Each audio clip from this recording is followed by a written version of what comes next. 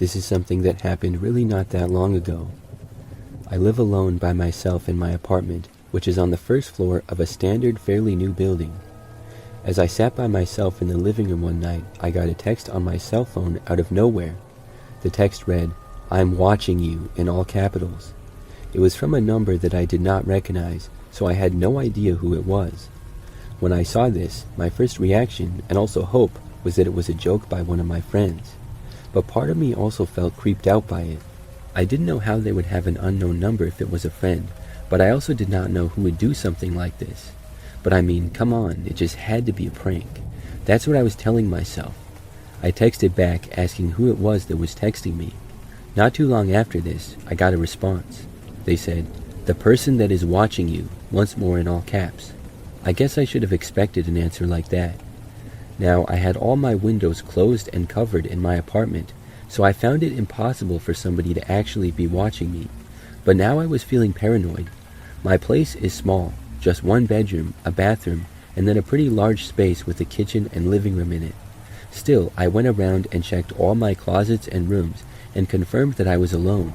Then I checked out my peephole and opened my door to the hallway. The coast was clear. Finally, I went around and looked out my windows to the surroundings. My windows looked out to the parking lot, which had a good amount of cars in it, but I didn't see anybody out there at all. So it was hard to tell if anyone was watching me or not, but it sure didn't seem like it. I saw nothing obvious, but if somehow this person was in the parking lot or something like that, they couldn't see me. All they would see is my windows, because I had shades over them. I felt safe in my place, but I was still really creeped out by this. I almost texted back again, but then I decided to just block the number. If this was a prank by one of my friends, I didn't find it funny, and by blocking them, it would probably get whoever was doing it to fess up. However, I did not receive any texts at all. For the rest of the night when I was up, nothing strange happened. I felt a little spooked and checked out the windows every so often, but everything seemed fine. So that night, I was about to go to sleep. I was in my bed just doing some reading before falling asleep. Out of nowhere, I heard this knocking at my front door. It was not that loud, but it was constant. A repeated knocking sound that just kept going. I was too creeped out to get up and see who was there. I knew that my doors were locked, so I just hoped that the person would not try to break in or anything. I also instantly connected it to the texts, and this whole situation now seemed 10 times scarier. I got out my phone, ready to call the cops. The knocking went on for probably about a minute straight. Then it stopped. I was still too freaked out to move for a while. Finally, I got up and left my bedroom. I went to the peephole of my apartment and looked, but the person was gone. I stayed up for hours after that, too scared to sleep. I didn't get any more texts, and I didn't get any more knocks on the door either. I was finally able to fall asleep really late. The next day, things were fine. Since then, I haven't received any texts or strange knocks on the door. I still don't know who it was. I thought maybe it could have been a neighbor, but I obviously have no proof of that. I really have no clue.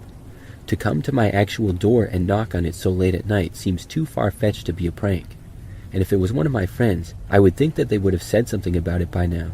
I still don't know who did that or why.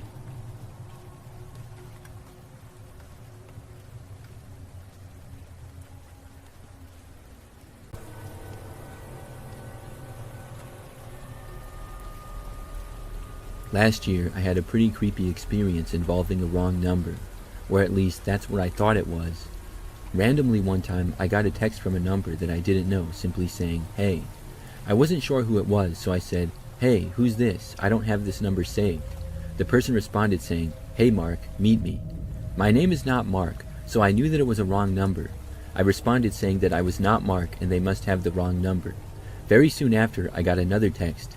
They said, "Okay, who are you?" I realized then that it was probably a scam and they were trying to get my information. I heard about some of these sort of text scams and had gotten one once before. Most of the time, if somebody actually has the wrong number, they will just say, "My bad, wrong number," and then not text again. They wouldn't be very interested in you, but only interested in the actual number they're trying to reach. So when they asked who I was, I didn't respond. But surprising to me, they texted again a while later. This time they texted saying, "Answer me." This was strange, but I still thought that it was a scam. I responded and said, "I'm not falling for your scam." I thought then that they wouldn't respond to me, but I was wrong. Just moments after I sent the text, they tried FaceTiming me. At first, I didn't answer it. I thought that it was too weird, and I was not expecting it at all.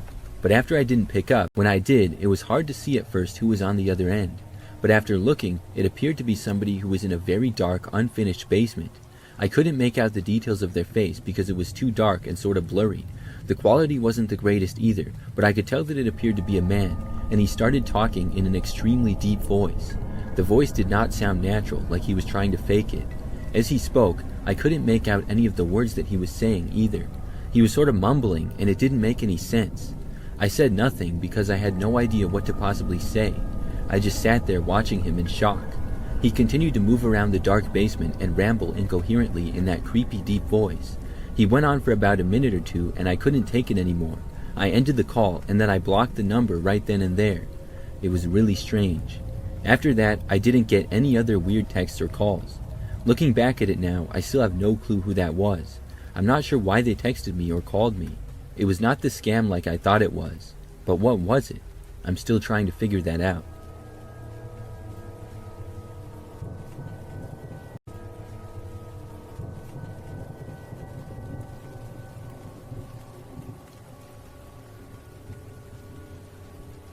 This happened a long time ago.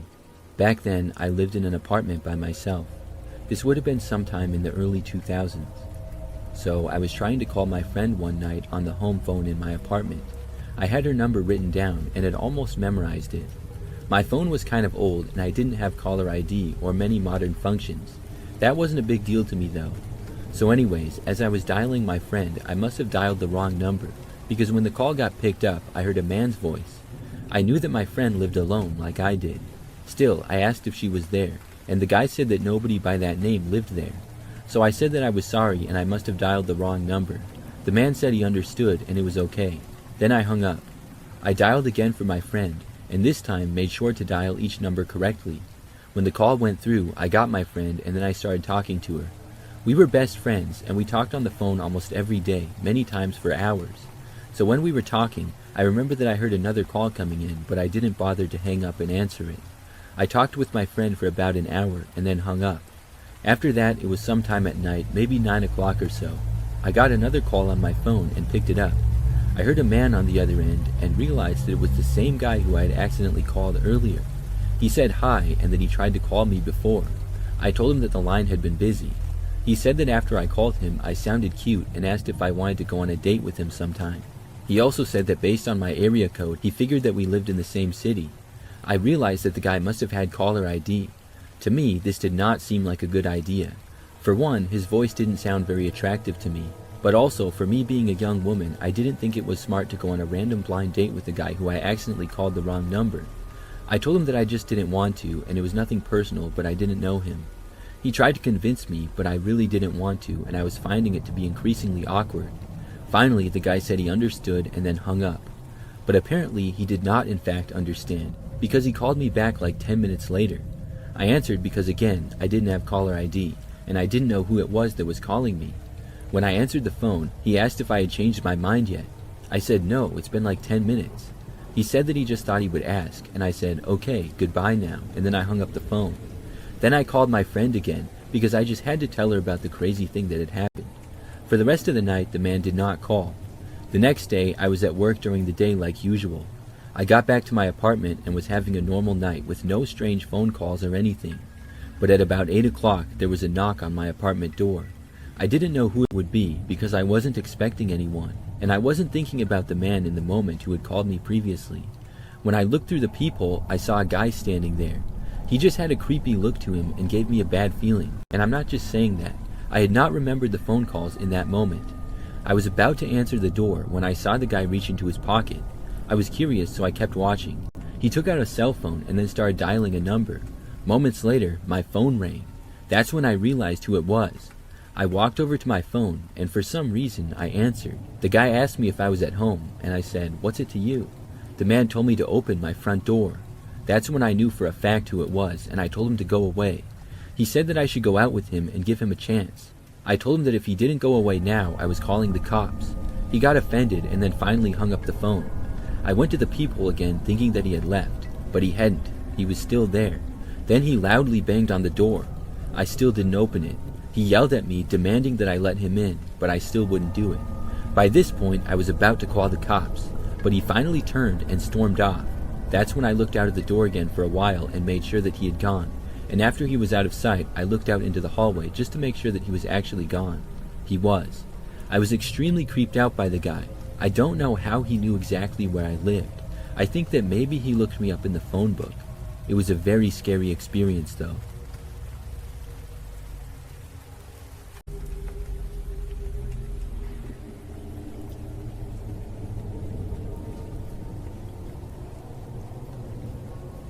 For 1 year when I was in middle school, I did homeschool. It was mostly just online, so it was pretty much like online classes for college, except there wasn't really a teacher. It was all done on this computer program and on the internet. So every day for school, I would just sit in my room at my desk and computer and do school there. Overall, it wasn't too bad, but I didn't really leave the house much. When I wasn't doing school, I would stay on my computer and usually play video games there as well. And the next day, I remember that I did my school again like normal. After that, I played video games, and I remember that I stayed up late playing on my computer after my parents had gone to bed. But during this time, at probably after midnight, I got another email. It was from the same school email that I had received the night prior. This one had no words, but just a photo that was attached. The picture was of my house at night, taken from the street. I was so confused and also creeped out. It was very strange. I looked at the picture for like 5 minutes straight, wondering what was going on. Then I went over and looked out of my bedroom window. I did notice that there was a car parked on the side of the road just past our house. The engine was off, and I couldn't tell if anybody was inside or not because it was too dark, but it usually was not there. Most of the time, cars did not randomly park on the side of our street. I was really freaked out. I went back to the email and just kept looking at it. Then I realized something. This was not the official email address from my school. They had the same name and same logo, but the email for this was one letter off, which is why it was hard to see at a glance. This was somebody pretending to be my school. I had no idea who would do this or why though. It wouldn't be one of my friends messing with me or something like that, because I wasn't even old enough to drive and neither were any of my friends. This was so strange. I went back over and looked out of the window again. The car was still there. I thought about waking up my parents, but didn't. I went back to the email and blocked the account. Then I just hoped that nothing crazy would happen. I went around the house and made sure that every door was locked, which it was. Then I made sure that every window was completely covered. A few were not, and I covered them. After that, I went back to my room. I checked out of my window again, and the car was still there. After that, I stayed at my computer playing video games to try to get myself to calm down. Eventually, I did. It was probably close to 3 a.m. by the time I was able to fall asleep. When I woke up the next morning, I checked the window and the car was gone. I also checked my email and did not receive anything else strange. I went around the house and there was no signs of a break-in or anything, so everything was all good. After that, I wondered about it for a few days, but nothing else happened. I only did that school for that 1 year, and nothing else strange like that ever happened again. I still wonder who did it. And was that car on the street whoever took the picture? I mean, somebody had to know that I did that school program, and then they would have had to pretend to be them to get me to fill out the form for my address. But for what purpose? Just to creep me out with that picture? I'm really glad that nothing else happened.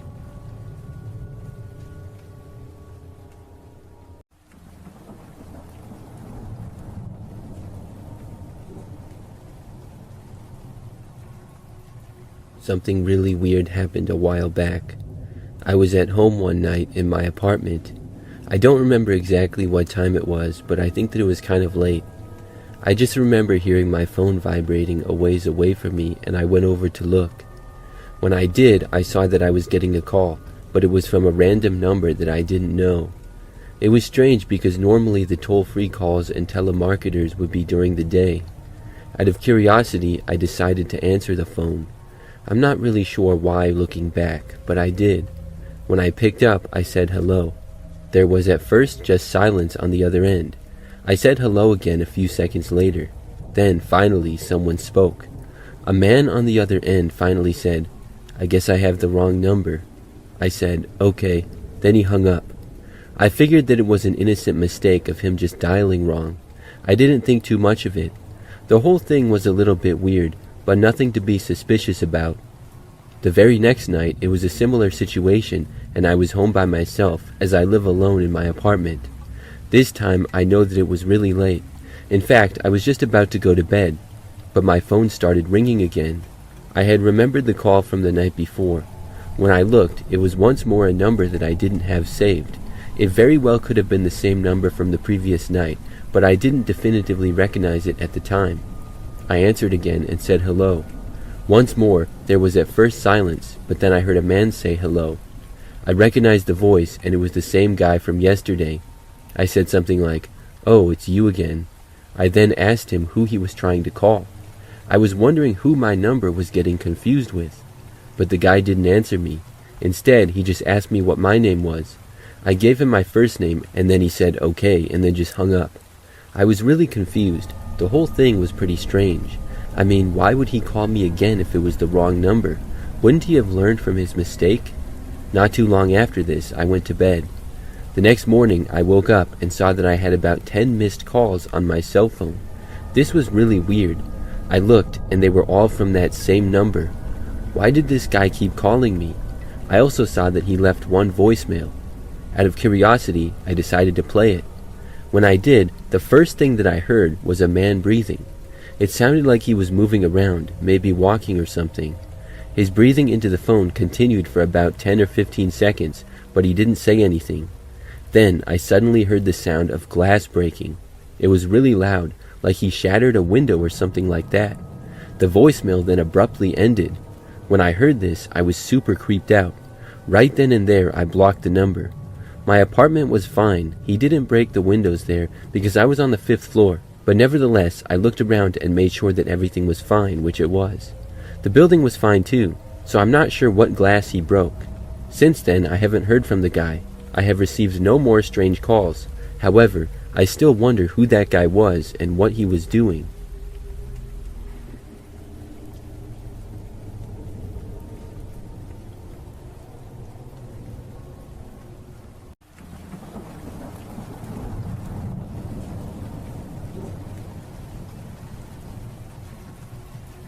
This happened just a couple of months ago.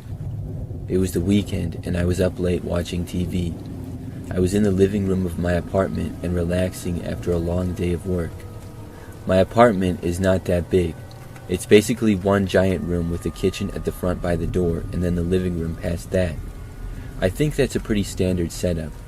Then there's one bathroom and one bedroom off of that down the tiny hallway. So as I sat there feeling relaxed and having an ice-cold drink, I suddenly heard a knock at my apartment door. I didn't know who would possibly be there because I obviously was not expecting anybody. I looked over to the door but did not bother to get up. I figured that it was probably a mistake. Maybe somebody was trying to go to another apartment. After maybe 20 seconds, they knocked again. Then I heard a younger man's voice say, "DoorDash." Now, I did not order anything on DoorDash. In my mind, this was a simple mistake. One of my neighbors must have ordered food, and the delivery guy simply had his address mistaken. So I got up from the couch and started walking over to the door.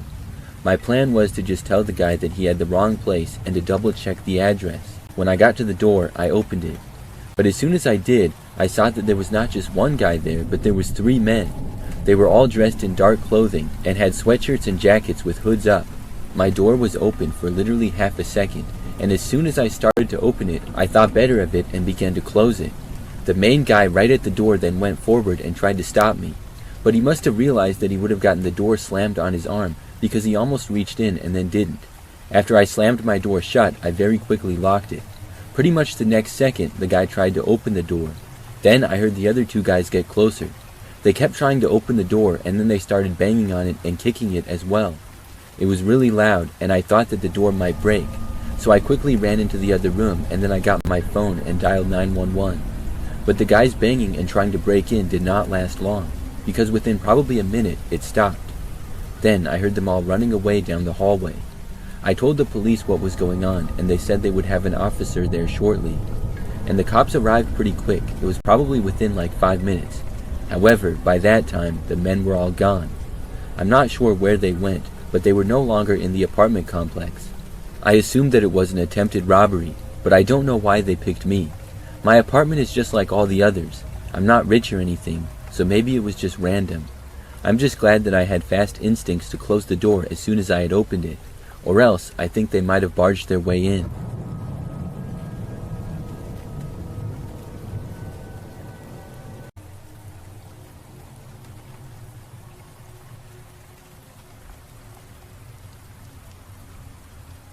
I was hanging out in my living room just watching TV in my apartment one night. It was a relaxing evening until my phone rang. When I looked, I saw that it was a number I didn't recognize, so I didn't answer. A short time later, I got a notification that I had a new voicemail. I thought that it was odd how somebody that I didn't know had just called me and left a voicemail. I figured it was some kind of a scam, but I decided to play the message. So I went on my phone and listened to it. A person with a kind of weird voice said, "Marcus, congratulations, call me back." My name is not Marcus. I figured that this person had the wrong number. I had no idea why somebody would be congratulating me or calling me Marcus. I texted the number saying, "I am not Marcus, I think you have the wrong number." Literally right after this, they called me back. I did not like the fact that they had called me instead of texting me, but I decided to answer to try to clear the air. As soon as I said hello, the man with the weird voice said, "Hi, Marcus." The way that the guy spoke was just strange. It was not just the way his voice sounded, but also his tone and overall everything. I stopped him and said, "I'm not Marcus, you have the wrong number." The person insisted that I was. He said, "Marcus, congratulations." I was so confused that I was speechless. I literally said nothing. The guy then said, "Congratulations, Marcus," and then he hung up. At that point, I thought that it had to be now a prank. Somebody was pulling a joke on me. Why this was a joke, I had no idea. Who's Marcus? I don't know. I also didn't know who would be doing this because I didn't recognize the voice at all. I also have all my friends' numbers saved. It just didn't sound like a voice changer though, or one of those AI voices. There just seemed to be too much emotion in it. It sounded human. A short time later, they called again, which I let go to voicemail. The person left a voicemail once more, and when I listened to it, I only got more confused. The person calling said, "I'm calling you to say that you are Marcus, and I don't know why you keep denying it. Call me back when you have a chance, and congratulations." This was so weird. I didn't know what was going on. I did not call the person back. I didn't respond by text either. I really didn't know what to do. A few days went by, and I had no more calls or texts from this person. Then I came home to my apartment one evening to find an envelope at my front door. I picked it up, went inside, and then opened it. There was a letter that said at the start of it, "Congratulations, Marcus." The letter went on to say a whole bunch of nothing. It was typed out with a basic font. There was a lot of big words that sounded really complicated, but in my mind it pretty much added up to a whole lot of nothing. In the end though, I noticed that it said I had to pay them $10,000. I had no idea why. I ripped up the letter and threw it away. Since then, I have not received any more letters or calls or anything. But the fact that this person went to my apartment and knows where I live really creeps me out. I'm hoping that it was just a prank put on by a friend. But I just don't know who would do that or why. It just seems so random.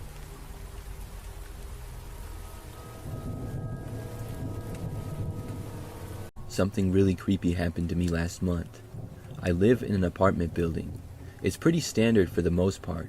The place is nice, and most of the residents seem nice as well. It's not a dumpy place or anything, but it's not the greatest in the world either. I've lived here for almost 2 years, and it's been good. There's a mailroom just inside the doors on the first floor where we get packages and stuff. I order things online all the time, and I have an Amazon Prime account that I use a lot. It's very convenient because you can get next day delivery sometimes.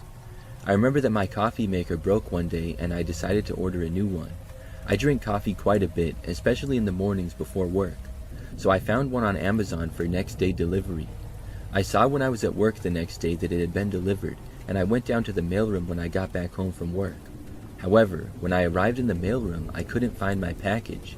There's usually a lot of packages in the mailroom, but I looked at each and every one of them, and mine was not there. I didn't know if somebody had took it by mistake or what, because it said that it had been delivered.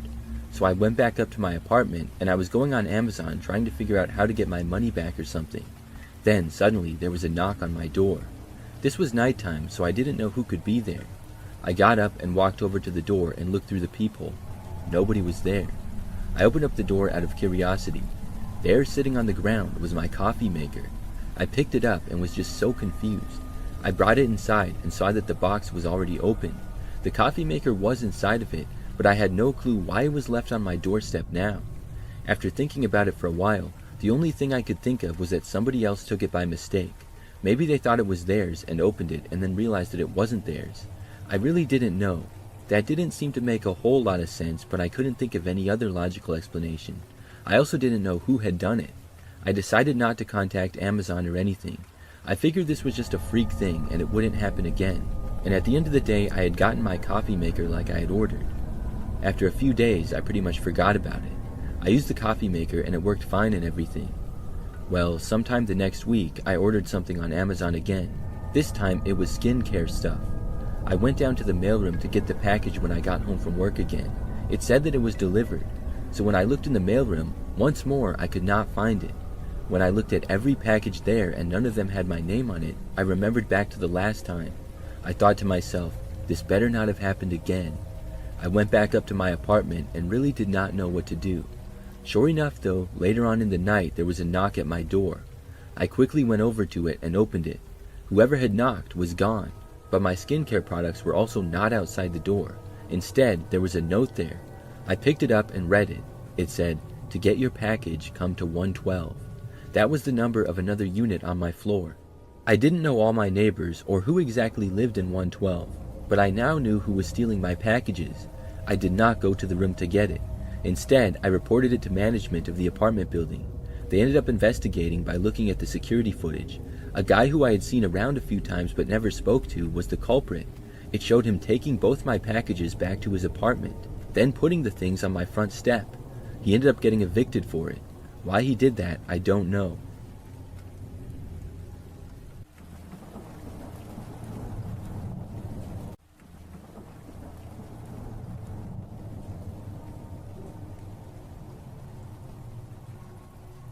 I work at Starbucks, and something happened a few weeks ago that really freaked me out. For a little background, I'm an 18-year-old female and have worked at Starbucks for about 6 months. So I was working until close one day, and I was behind the counter making drinks for most of the time. For much of the shift, I was kept pretty busy. I didn't really notice many of the people that would be sitting around inside.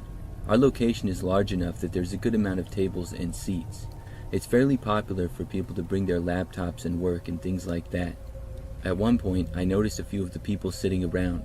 One of them was this guy sitting alone at a table on his laptop. He was probably about middle-aged, had dark hair, and was wearing a blue jacket. When I noticed him, he was staring at me. He didn't look away though when I saw him. I had to look away because it was weird. But then I just kept working and I didn't think about the guy or look over in his direction anymore. Hours later though, when things quieted down significantly, I was not quite as busy. At that point, I noticed the very few people that were still inside. I think there were just 2 or 3 people sitting around. One of them was the same guy from earlier, and when I noticed him, he was staring at me again and once more did not look away. It was almost unsettling how weird it seemed to me. I also thought that it was weird at first how he had been there for so long, but I guessed it wasn't that strange for people to work all day in a coffee shop after all. As we approached closing time, it was now just me and another coworker. The other customers soon left, but the man remained. The closer it got to closing time, the more nervous I was. Was he just going to keep sitting here past close? Thankfully, with about 5 minutes left before we closed for the night, I saw him getting up to leave. Then he walked out the door, and I felt better. I stayed for a while longer until I was good to go. After I left work, I just drove straight home that night. The Starbucks is in an area with lots of other stores and restaurants right nearby, and it's always kind of busy over there. I live with my parents at their house, which is about a 10-minute drive from the Starbucks. So I drove home and then went inside. It was probably like 9 p.m. by that point. I just remember that maybe about 10 minutes or so after getting back, I noticed this car parked on the side of the street outside. It was pretty much across from our house and the engine of the car was running. What was strange is that it's pretty unusual for cars to be parked on the side of our street. It's not really in the city and everybody has large driveways. I saw the lights to the car turn off and I just decided to go over to the window and look at it. When I got closer, I noticed that there was somebody inside the driver's seat. It looked just like the same guy who had been at the Starbucks staring at me.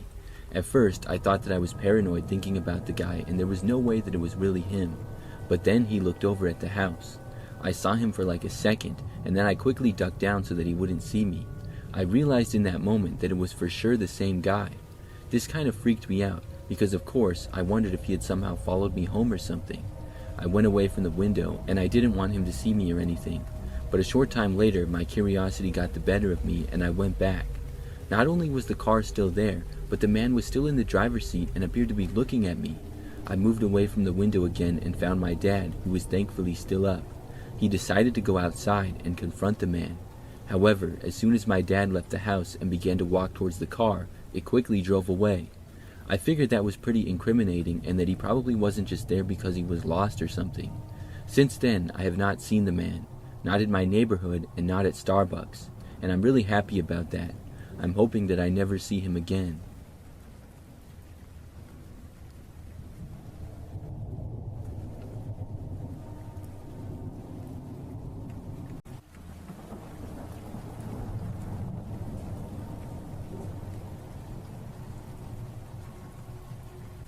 For a short time period, I used to work as a customer service representative during nights.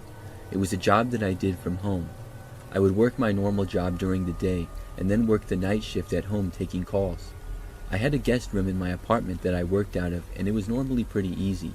I used my guest room as an office, and from like 8 o'clock at night until midnight, I sat at my desk with my headset and my computer. I was able to take calls, help customers for the business that I worked for, and stay at home. I was working a lot at the time to save up money, and I only did 2 jobs at once for several months. For this job though, I wouldn't be getting calls all the time. I'd get maybe like 10 a night, so there was a lot of downtime where I could just relax mostly, and I got paid the whole time, which was good. So, nearing the end of my shift one night, it was shortly after 11 p.m. This was not necessarily a quieter time, but it was just later. I found that there was about the same amount of calls regardless of the time. But on this night, I hadn't happened to get a call in a little while. So then, I got a phone call and answered. Except this was not the normal customer. When I said hello, at first, nobody said anything on the other end of the phone. When I said hello again, this time I heard a man's voice start to speak. He did not sound normal though. It was like he was trying to disguise his voice or something. What he said next really creeped me out. The man told me that he was outside my apartment. I said, "Come again?" The man then said that he was right outside and claimed that he could see me. I asked if this was a prank, and he started laughing this creepy laugh. I didn't recognize the voice as anybody that I would know. I asked again why he called. The guy said that he just wanted to let me know that he was right outside my place and that I should go look. I didn't believe him at all. I said, "No, you're not." Then I hung up on him because I was not willing to play games with some prank caller. But then, moments later, there was a knock on my apartment door. Instantly, I was extremely nervous. I had truly thought that it was just a prank call, but now it didn't seem like it. I stayed where I was in my office. Then there was another knock on the door. I decided to get up and go and see who was there. I walked over to my front door, but by the time I got there, I looked out at the peephole and whoever had been there was gone. Then I got another call. When I answered it, it was the same person right away. He gave me another creepy laugh and asked why I didn't answer the door. I asked who it was in a nervous voice, and then he hung up on me. I was so creeped out, fearing that I was being stalked or something, and I called the police. I told them what happened, and they said they would send an officer to my location. As I was waiting for them to arrive, I got another phone call. When I answered it, it was the same person, but just laughter. It was really creepy. Then they hung up again. When the police officer arrived at my apartment, I told him what happened, and he looked all around the building. Unfortunately, he never located who did it. After that, for the rest of my time working that job, nothing else like that happened. I still don't know who did that to me or why.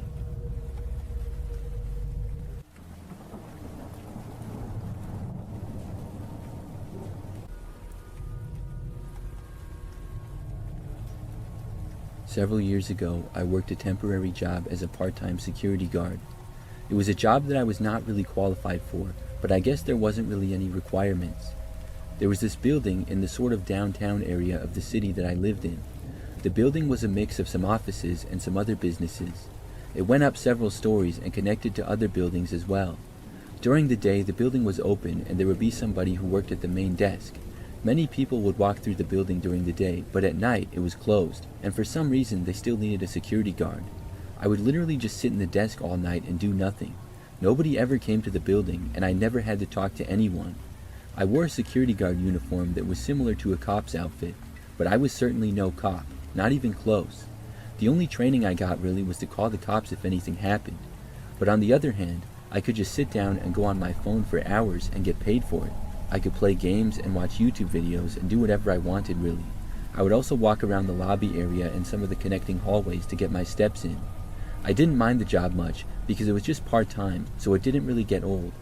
Anyways, one night I was working, and by this point it was probably after midnight.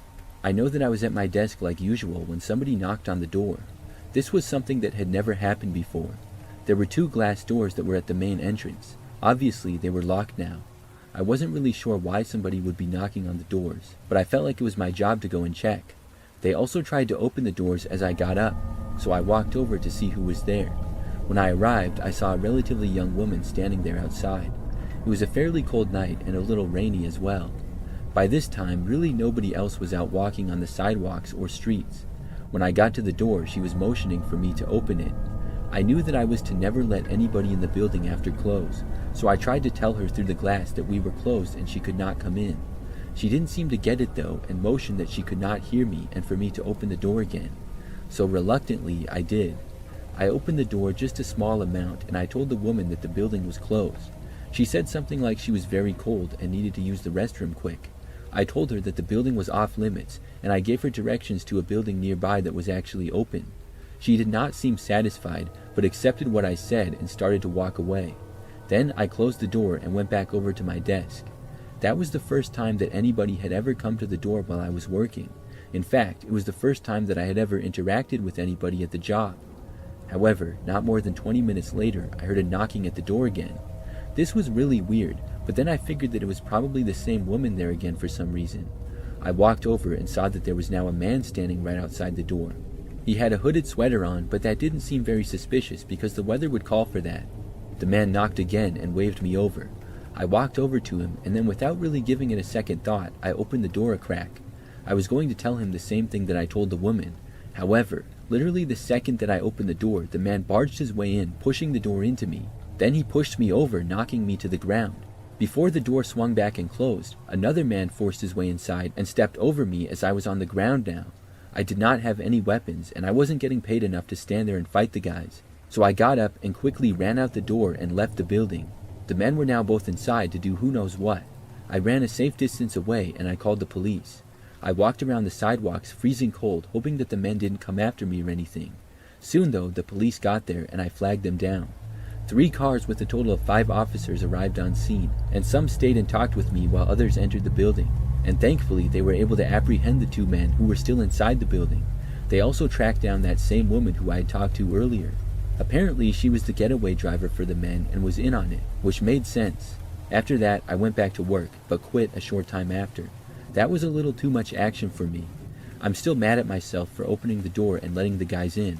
I had just talked to the woman and that had gone fine though, so I wasn't really thinking. I guess maybe their original plan was to try to get her in the building. When that didn't work, they decided to go in by force.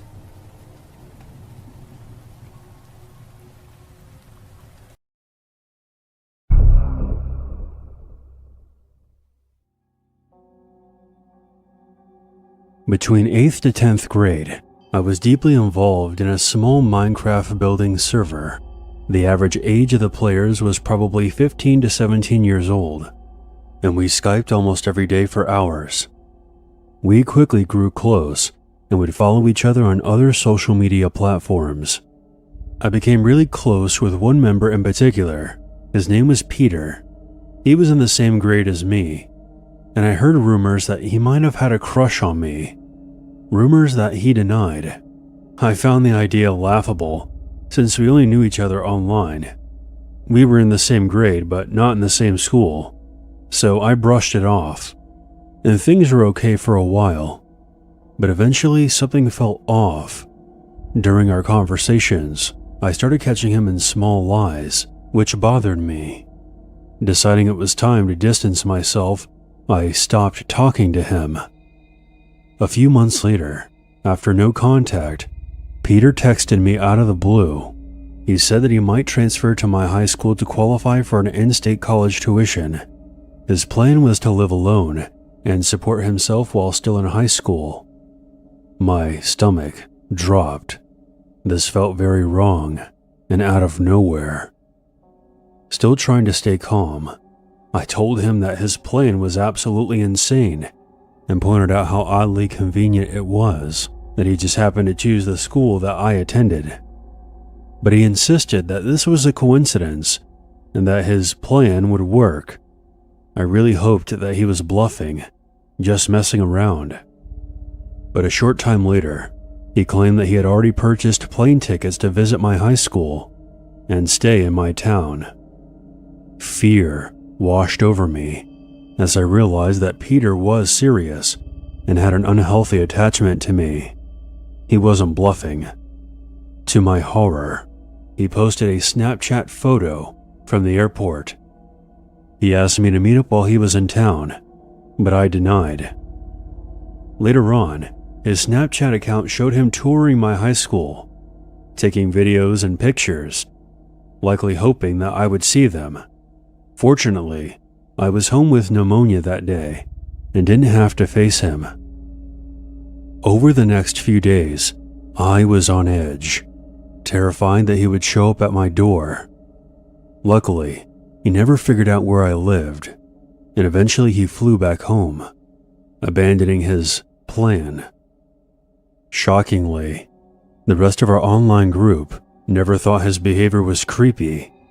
I felt like I was going crazy for finding it severely disturbing. I hoped my rejection of the meetup and continued silence would end things.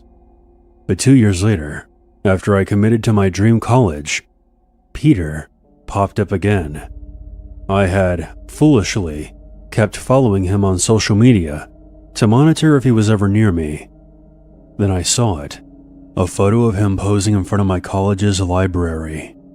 Captioned, "Transferring here is definitely the move."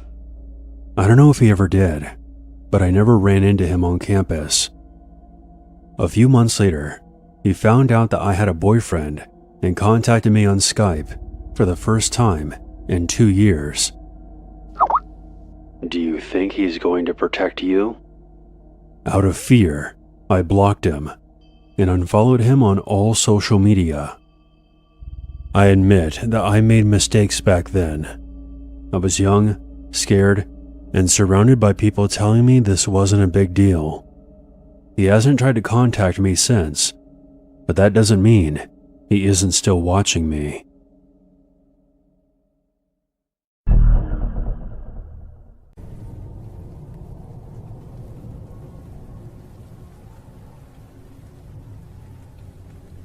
When I was in college during my junior year, I lived in a house with another guy. His name was Sam, and we had met the year prior in a class project.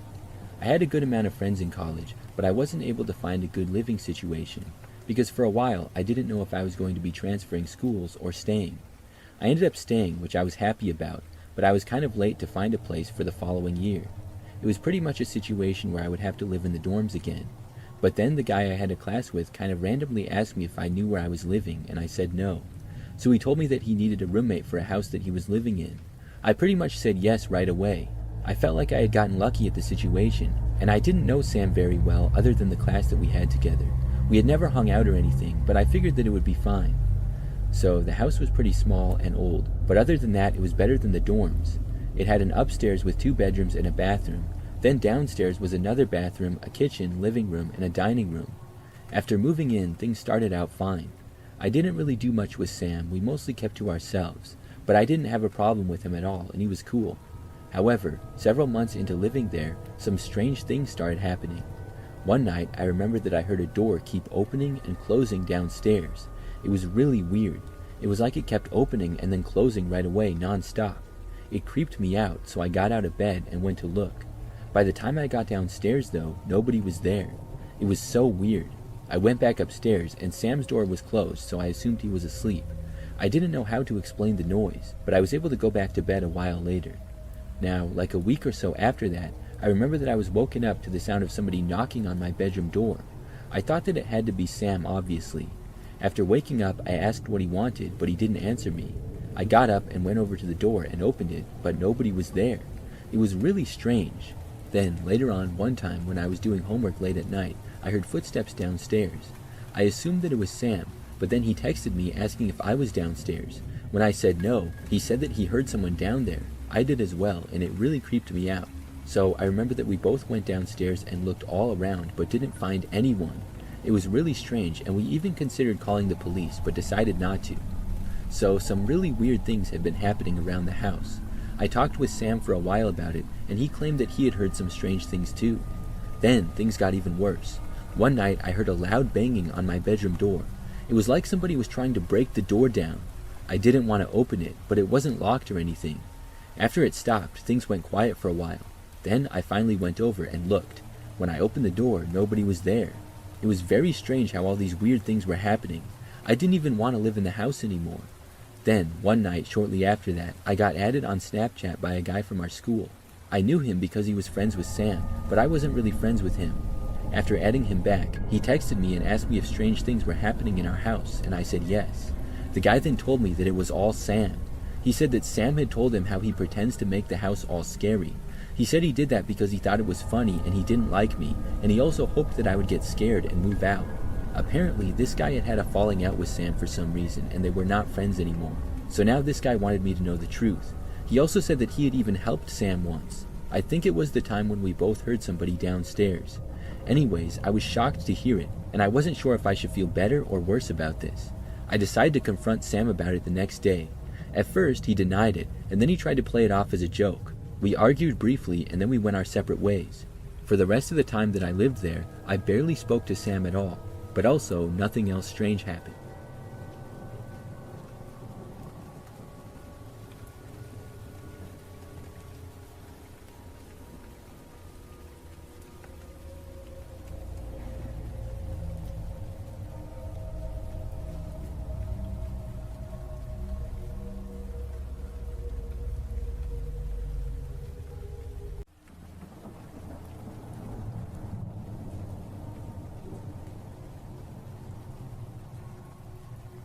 About 25 years ago, I used to work at a gas station.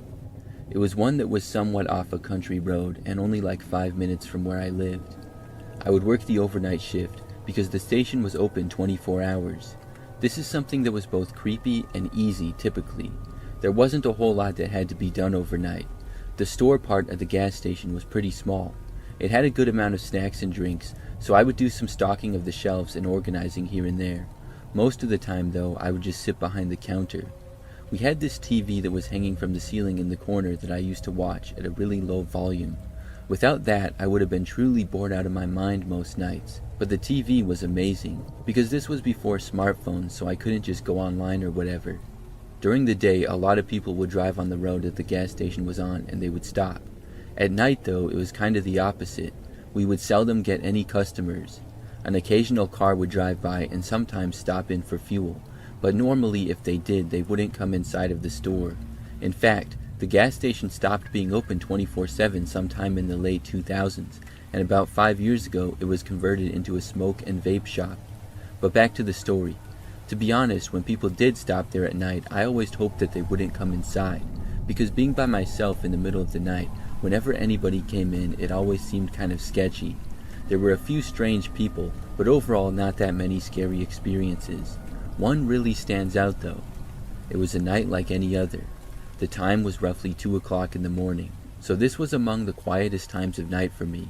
I was just sitting behind the counter and looking around the empty shop. To my right was the door to go inside, as well as 2 very large windows looking out to the gas pumps. Surrounding the station all around was pretty much wildlife. There was a dense woods right across the street, and next to the property was some tall grass and quite a bit of trees scattered around as well. We hadn't had any customers in the gas station in well over an hour. I don't think that I had seen a car in a long time either. I remember glancing out of the windows though and noticing what appeared to be a man. He was walking slowly from the sort of wooded field area next to the gas station and making his way towards the gas pumps. It was really strange to see because there was no real place that he would be coming from. After making his way to the pavement, he just kind of started standing around for a while. It was very strange. I kept watching him because I was very curious as to where he had come from and what he was doing. The man was bald, looked to be maybe in his 40s or so, and had a slight beard on his chin, I remember. He was also wearing sunglasses. After standing around and looking the other way mostly for like 2 or 3 minutes, he started to walk towards the gas station. I thought at that point that he was going to go inside. He walked all the way towards the doors. Then the man stopped, took out a cigarette, and started smoking it. He did not go inside the store. After smoking for a couple minutes, he then started walking away and crossed the quiet street. Then the guy literally walked right into the woods, which had me really puzzled. It was very strange because there was no path to go into the woods or anything. It was just like dense forest all around. That alone was one of the strangest things I had ever seen. But it got weirder. So maybe 30 minutes later, we still hadn't had any more customers. Out of nowhere, I saw movement outside and I looked up. I was just on time to see the same man emerging from the woods. After that, he walked across the street and back onto our property. This time though, he walked all the way to the front door and actually went inside. When he was in the shop, he started walking for the counter. I said hi to him, and the man said that he needed $1,500. I had a bad feeling when he said that, but hoped that I was misunderstanding him. I asked what he meant. The man then demanded that I give him $1,500. His voice was now angry. I looked at him, and he wasn't holding any kind of a weapon or anything, but he was leaning in fairly close. I didn't know if he had one on him, but I always kept a bottle of pepper spray just behind the counter in case. When the man demanded it again, he leaned towards me even closer and shouted. That's when I took the pepper spray, pointed it right at his face, and let it rip. The man was instantly blinded by it and moved backwards. He grabbed his eyes, and I yelled at him to get out of the store and that I was calling the police. The man backed away and thankfully left. When he got outside, he walked around covering his face, then crossed the street again and went back into the woods. It was very weird. I kept an eye out for the rest of my shift, but I didn't see the guy again. In fact, I never saw him for the rest of the time that I worked there. It was one of the weirdest situations I've ever had.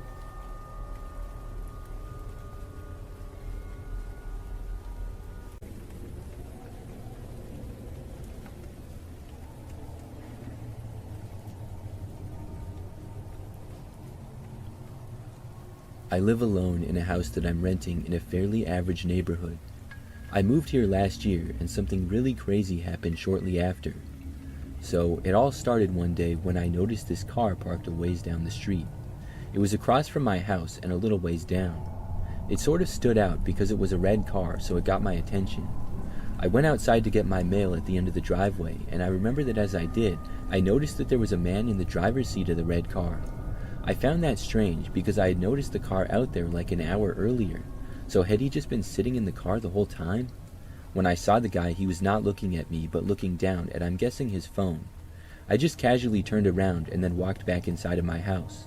It didn't seem like too big of a deal to me or anything. So as it got later, the sun started to set.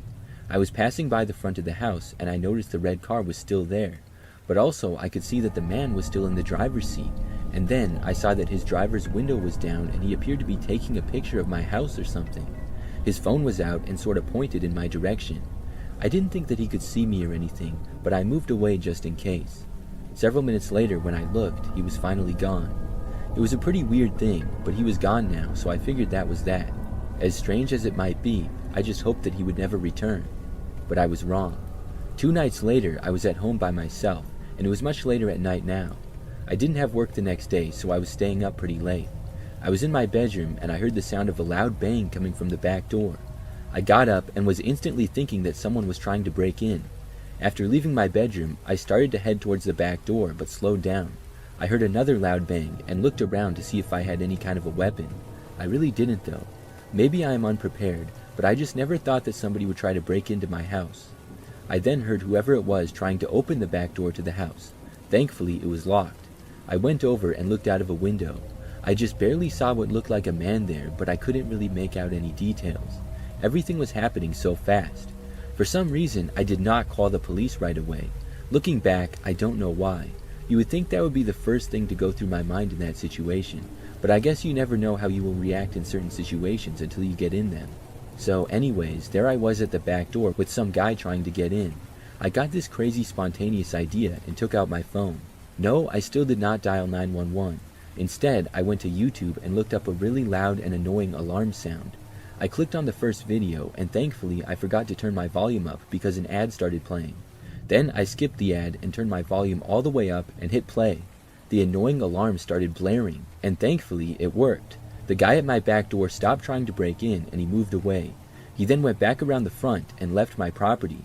Then, after I calmed down a little, I finally came to my senses and dialed the police. They came out and looked around and saw some slight damage to my back door. I filled out a report and then the police left and said they would look around for the man. However, he was never found to my knowledge. I believe that it was the same man who I had seen days prior. I don't know for sure, but those two suspicious situations seem to be linked to me. Thankfully, nothing like that has happened since.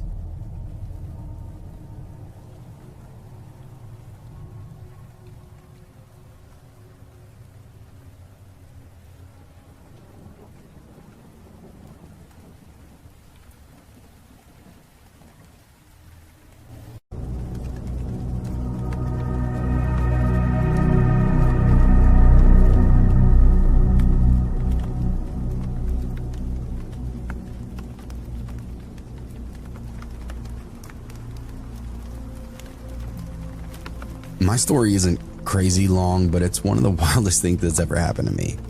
I still think about it now and how close I came to getting ripped off by people I thought were my friends, so here we go. It was a Friday night a few years back. I was supposed to go out with Ethan, Marcus, and a few other buddies. Just some bar hopping, nothing major. But that afternoon, I got hit with something nasty, fever, chills, full body sweats. My stomach twisted itself into knots, and the thought of even standing up, let alone drinking, made me want to puke on the spot. I shot Ethan a text and told him I'm out for the night. He hit me back with a laughing emoji, called me soft.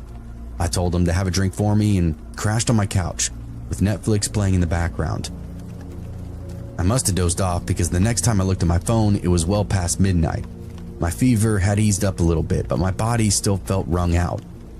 The TV flickered in the dark, some show playing I can't even remember putting on. I barely even had the energy to sit up, so I just let my eyes unfocus, sinking in and half out of sleep. And then I heard this metallic scrape. At first, I thought it was the TV, some weird sound effect, but when I turned the volume down, I heard it again. And this time, it was followed by whispering outside. My body went rigid, whispering. Low, hushed voices just outside my door. My mind quickly scrambled for some kind of explanation. Was it the neighbors or maybe drunk kids messing around? But then I heard that metallic scrape again, but it was longer this time, like something being dragged across my lock. My stomach quickly turned to ice. I slid off the couch, moving slowly and carefully. The TV cast just enough light to keep me from tripping as I crept towards the front room. I pressed my back against the wall near the window, took a deep breath, and then just barely peeked through the side of the curtain. Two men, dressed in dark clothes, both wearing ski masks. One was hunched over my front door, working at the lock with something thin and metallic, a lockpick. The other stood a few feet back, glancing around, shifting from foot to foot like he was really nervous. My throat locked up immediately. This ain't a prank. This is real. I stumbled back from the window and fumbled for my phone. My hands were slick with sweat as I unlocked it and dialed 911. The dispatcher answered, voice steady and professional. 911, what's your emergency? There's two guys outside my house. I swallowed hard. They're trying to break in. Can you confirm your address, sir? I gave it to her, whispering. My body felt electric, every nerve on edge. Where are they in the house? Front room. I can see them through the window. I don't think they know I'm home. Stay quiet. Officers are en route. I peered back through the curtain, breathing barely. The guy at the door continued to jiggle the knob, muttering something. I could just make out his voice now, rough and impatient. But at the same time, it was familiar. A sick feeling crawled up my spine. I knew that voice. I told the dispatcher, barely even believing my own words. I think I know one of them. There was a pause on the other end. You recognize him? I mean, I can't see his face, but his voice, My mouth went dry. Yeah, I do. Were you supposed to be out tonight, sir? That question hit me like a slap. I blinked, my brain working slower than it probably should have been. Yeah, I whispered. I was supposed to be out tonight. The dispatcher's tone then sharpened. It's not uncommon for burglars to plan jobs based on when they know somebody won't be home. You may have been targeted by somebody you know. A cold weight then settled in my gut. I stared at the guy at the door, his build, his movements, the way he was shifting when he got frustrated. Every part of him was screaming something I didn't want to believe. Ethan. That realization made my skin crawl. My friend? A guy I was supposed to be out drinking with. He thought I wasn't home. He thought my house was empty. The dispatcher kept talking, telling me to stay on the line, but I wasn't listening. I hung up and called Ethan. Outside, I saw his phone light up in his pocket. He froze. The other guy just looked at him, confused. Ethan hesitated and stared at his phone for a second. Then, instead of answering, he sent it to voicemail. My stomach twisted and I called again. This time, he didn't even check, just let it ring. I swallowed down the fear and that rage bubbling up underneath my skin. I typed out a text with shaking fingers. I'm home and I can see you. Ethan checked his phone and stared at the screen, and then bolted. I watched him and the other guy sprint down the street, their dark figures vanishing into the night. But they didn't make it far. The second they hit the driveway, red and blue lights flashed and sirens ripped out through the air. The cops were already here. The moment the sirens hit, Ethan and his accomplice skidded to a stop, and for a split second, they looked at one another, then bolted in opposite directions. It didn't matter though, the cops were already fanning out, voices barking commands. Hands where I can see them! Down on the ground now! Ethan hesitated just for a second, then dropped to his knees, hands in the air. His friend wasn't as smart. He made it halfway across my neighbor's yard before two officers tackled him hard into the grass. I stood there frozen at my window, watching it all unfold. It really didn't feel real. The same guy I shared drinks with, laughs with, confided in, was now cuffed, face down on the pavement. A few moments later, the officers knocked on my door. I let him in, and my legs were still feeling like they weren't attached to my body. I gave my statement and recounted everything that I saw. The whole time, my voice was distant, like I was telling somebody else's story. It turns out Ethan and his buddy weren't first-timers. They were tied to a string of break-ins across the town. Small stuff mostly, electronics, cash, anything they could flip quick. He'd been robbing houses for months and months now, including mine apparently. The reality of it all didn't hit me until after the cops left and my house was quiet again. I locked the door, double-checked the windows, and then sat in the dark staring at my phone. I don't really know what I was waiting for. A follow-up for the police or my friends, really anything, but nobody reached out. I sat up for most of the night totally perplexed, half paranoid. It was a really weird feeling. I ended up just taking more cold and flu medicine and forced myself to pass back out. Over the next few weeks, I distanced myself from some of the more sketchy friends I'd made over the years and got all the info I could on Ethan. He went away for a few months, maybe a year, but he's out and about again. He even tried apologizing to me, but I still don't talk to him. Folks like that definitely aren't worth the trouble.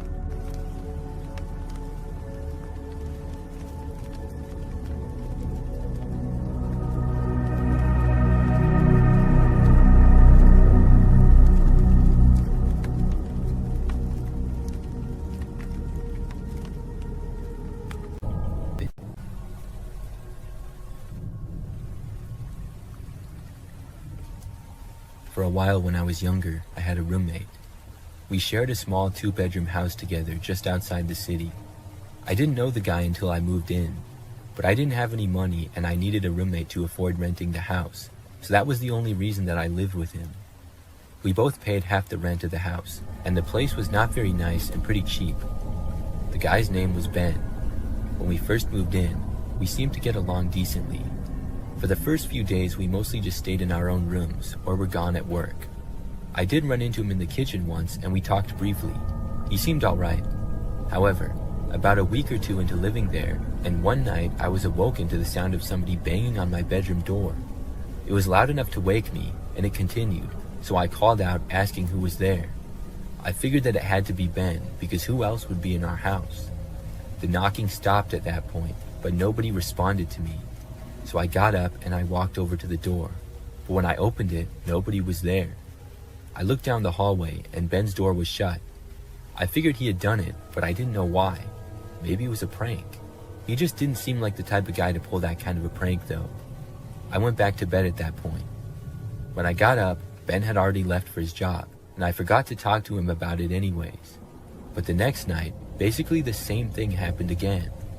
I once more was awoken in the wee hours of the morning to a banging on my bedroom door. This time I was more frustrated, and I called out, "What?" The knocking stopped, and I got up and ran to the door and opened it. When I got there, nobody was in the hallway again, but I looked and saw Ryan's door closing. I went over and knocked on the door, but he didn't answer. I asked what his deal was, but he still said nothing. I thought about barging into the room and giving him a piece of my mind, but I decided not to. I just walked back to my room and returned to sleep. Maybe Ryan was a sleepwalker and that was the explanation. Although sleepwalkers don't generally act that way as far as I'm aware. They're not called sleep pranksters. So the next morning, I wanted to confront Ben, but once more he was gone when I woke up. That night, again, I was awoken to a knocking. This time, I got right out of bed and marched over to the door and opened it. When I did, Ryan was standing right there on the other side. He looked at me, and I asked him what his problem was. Ryan then shoved me backwards before running off to his room. I went after him and tried opening his door, but it was locked. I banged on it for a while, but he didn't answer. So then I just went back to bed again. I was planning on finding a way to move out as soon as possible. The next morning, Ben was not gone yet. When he left his room shortly after I got up, I confronted him. I asked him what on earth he was doing. Ryan said flat out that he didn't like me and he didn't want to live with me. I told him that I was going to move out as soon as humanly possible. Within a few days, I had found an apartment and moved there, which was good because I didn't like living in that house anyways. The apartment was more comfortable. In the meantime, Ryan did not bang on my door at all for the last few nights that I lived there. Looking back, Ryan was definitely a strange guy. I'm not sure if he was trying to scare me out of living there or what. He could have just told me that he wanted me to move out and we could have handled it like men. There was no reason for the crazy nonsense that he did. I'm glad that I found an apartment so quick.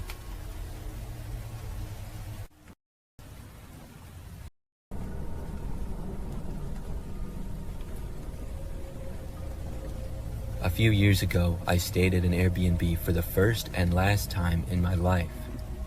A small group of friends and I were on vacation, and we found an Airbnb for cheap, which still looked nice.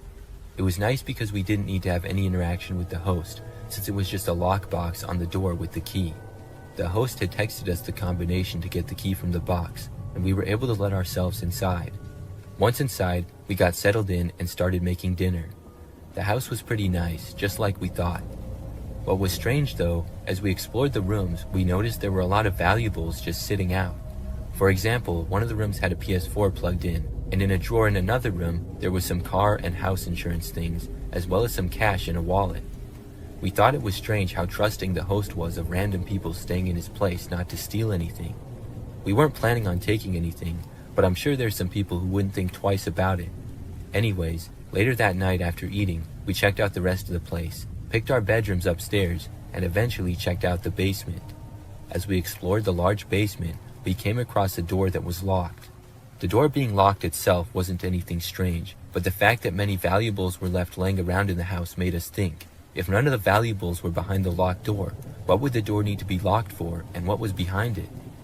Anyway, we continued with the rest of the night and went to bed at a good time since we had to be up early the next day. In the middle of that night, while sleeping in my bedroom upstairs, I was woken up with the urge to pee. I tried to go back to sleep, but it was bad enough to keep me up and I had to go to the bathroom. As I got out of bed and approached the door, I heard some movement out in the hallway. It sounded like somebody was shuffling down the carpeted hallway. I opened up my door to continue towards the bathroom, expecting to see one of my friends awake also trying to use the bathroom. When I opened my door, however, I saw someone at the end of the hallway opening a different door and look inside. I immediately could tell that this was not one of my friends based on the shape of the figure. I flipped on the light switch for the entire upper hallway, which was thankfully right near me. I screamed loud enough to wake up all my other friends as I saw a man at the end turn towards me with a look of surprise on his face. I was worried that he was going to attack someone, but thankfully, he seemed more ashamed and upset at getting caught snooping around the house and looking into our rooms. Turns out, he was the host of the Airbnb we were staying at. He tried to explain what he was doing here in the middle of the night, saying he was looking for some tools that he had left behind and needed for the morning. It wasn't a very convincing argument. After more questioning of the guy, we also found out he had been living in the locked room in the basement the whole time we had been there, even though he said we had the whole place to ourselves. Needless to say, all my friends and I are very certain that this guy was a creep and had probably been doing this to guests for years. On the bright side, at least he wasn't violent or aggressive, because we realized how much worse the situation at night could have been. I'm not certain what legal consequences this guy was faced with, but he did lose his right to rent out places at least.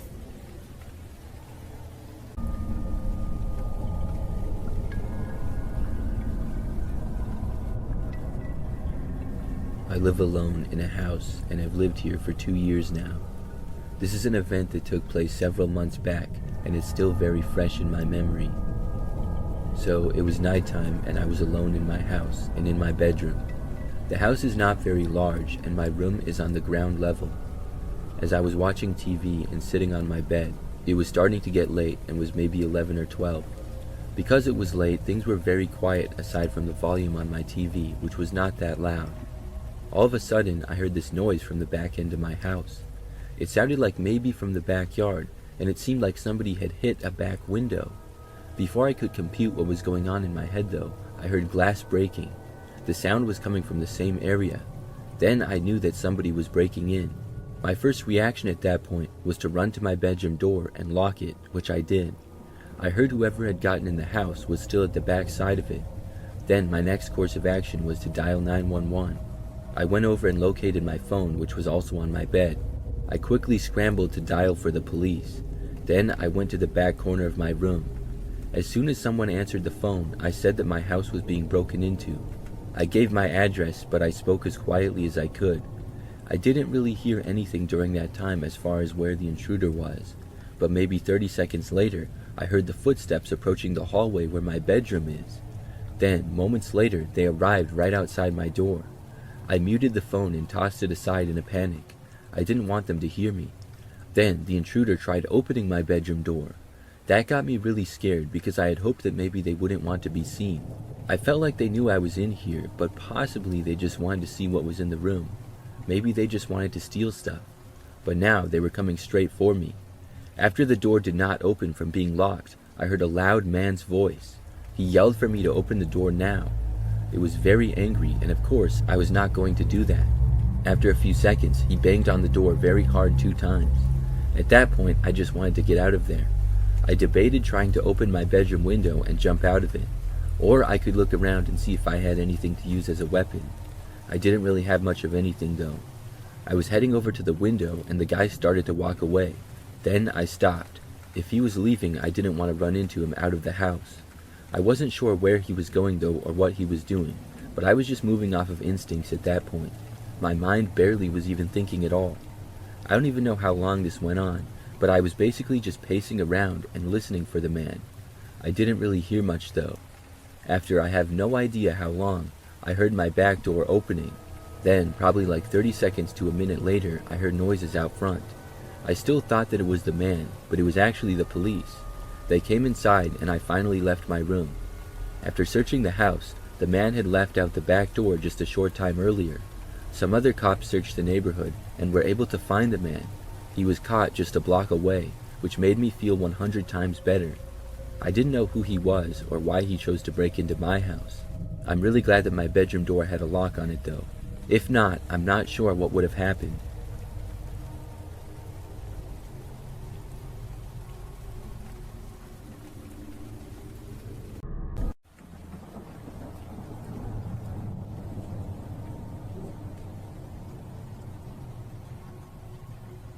This is something that happened several years ago.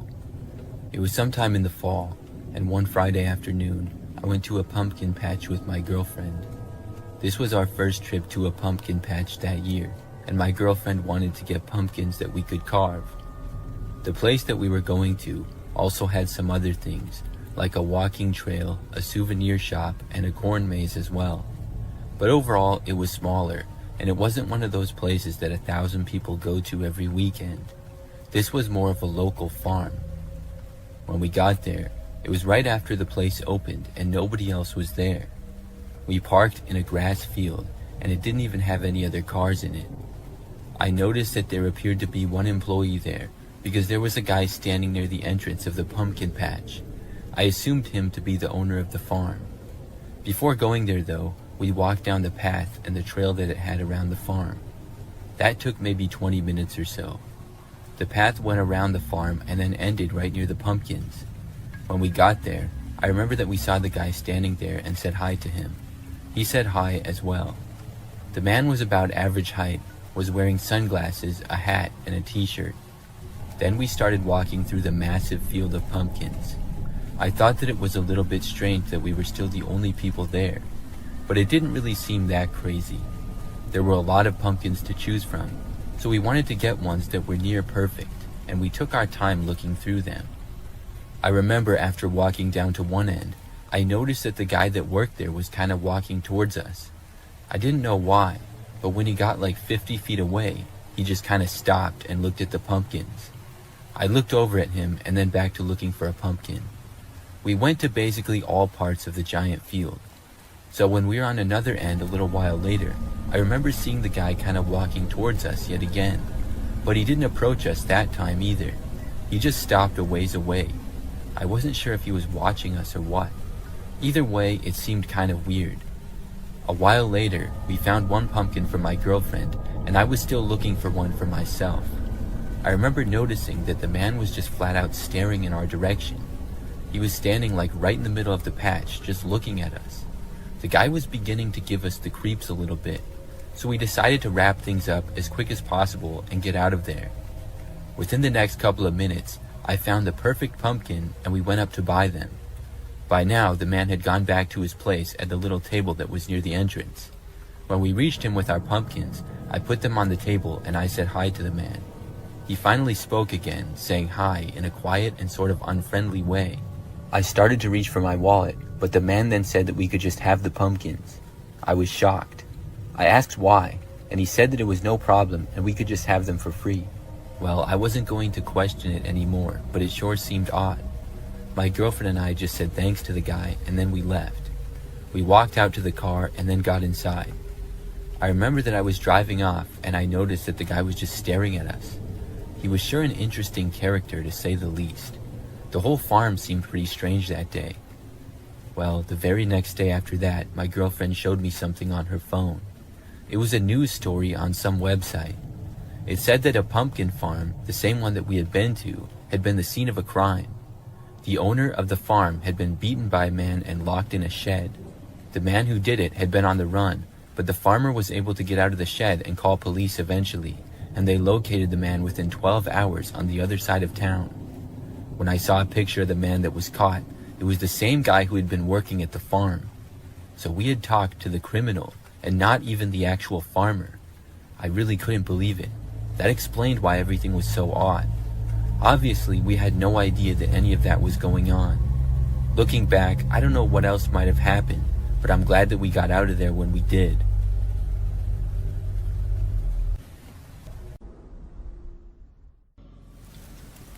I live in a small country where things still go bump in the night, and that doesn't go for just creepy local legends.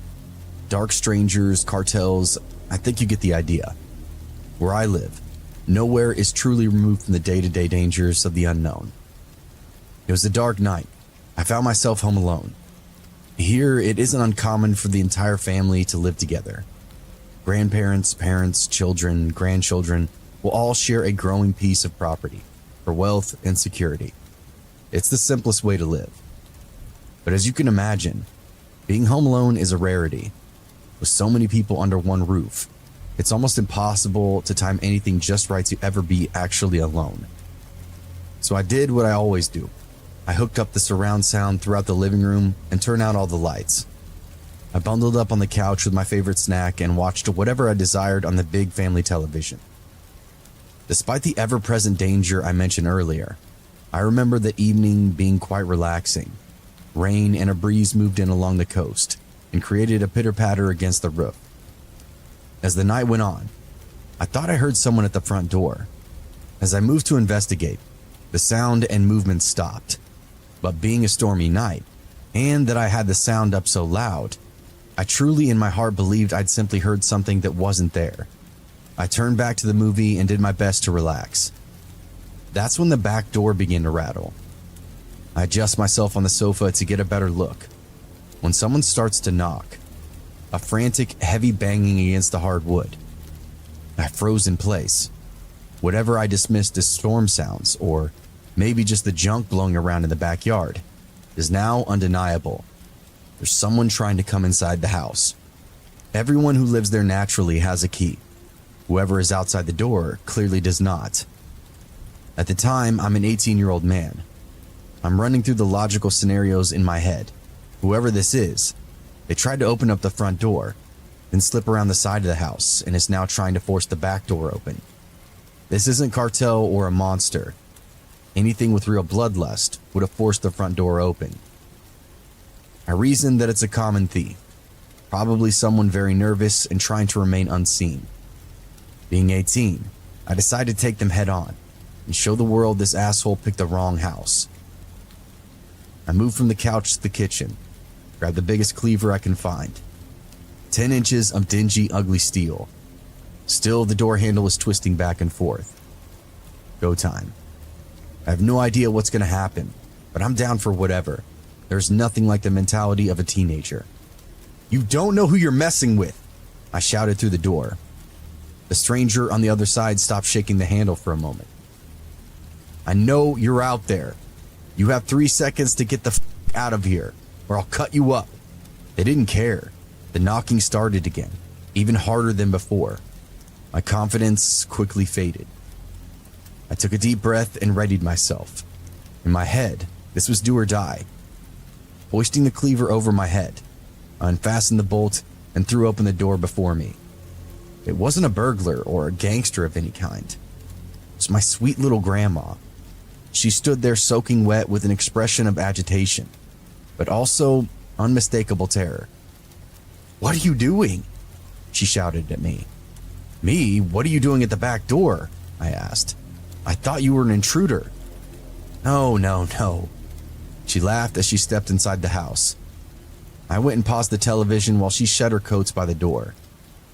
She explained that she'd gotten home during the storm, tried knocking for a while. That was the noise I heard at the front door. I guess she knocked for quite a while because she finally gave up and decided to try the back door. The front entrance has a little cover, so she figured that even if it were locked, at least she would be out of the rain. That's when I started to hear the commotion and decided to go to war with whatever was outside. Glad I didn't though, because I seriously almost killed my grandma.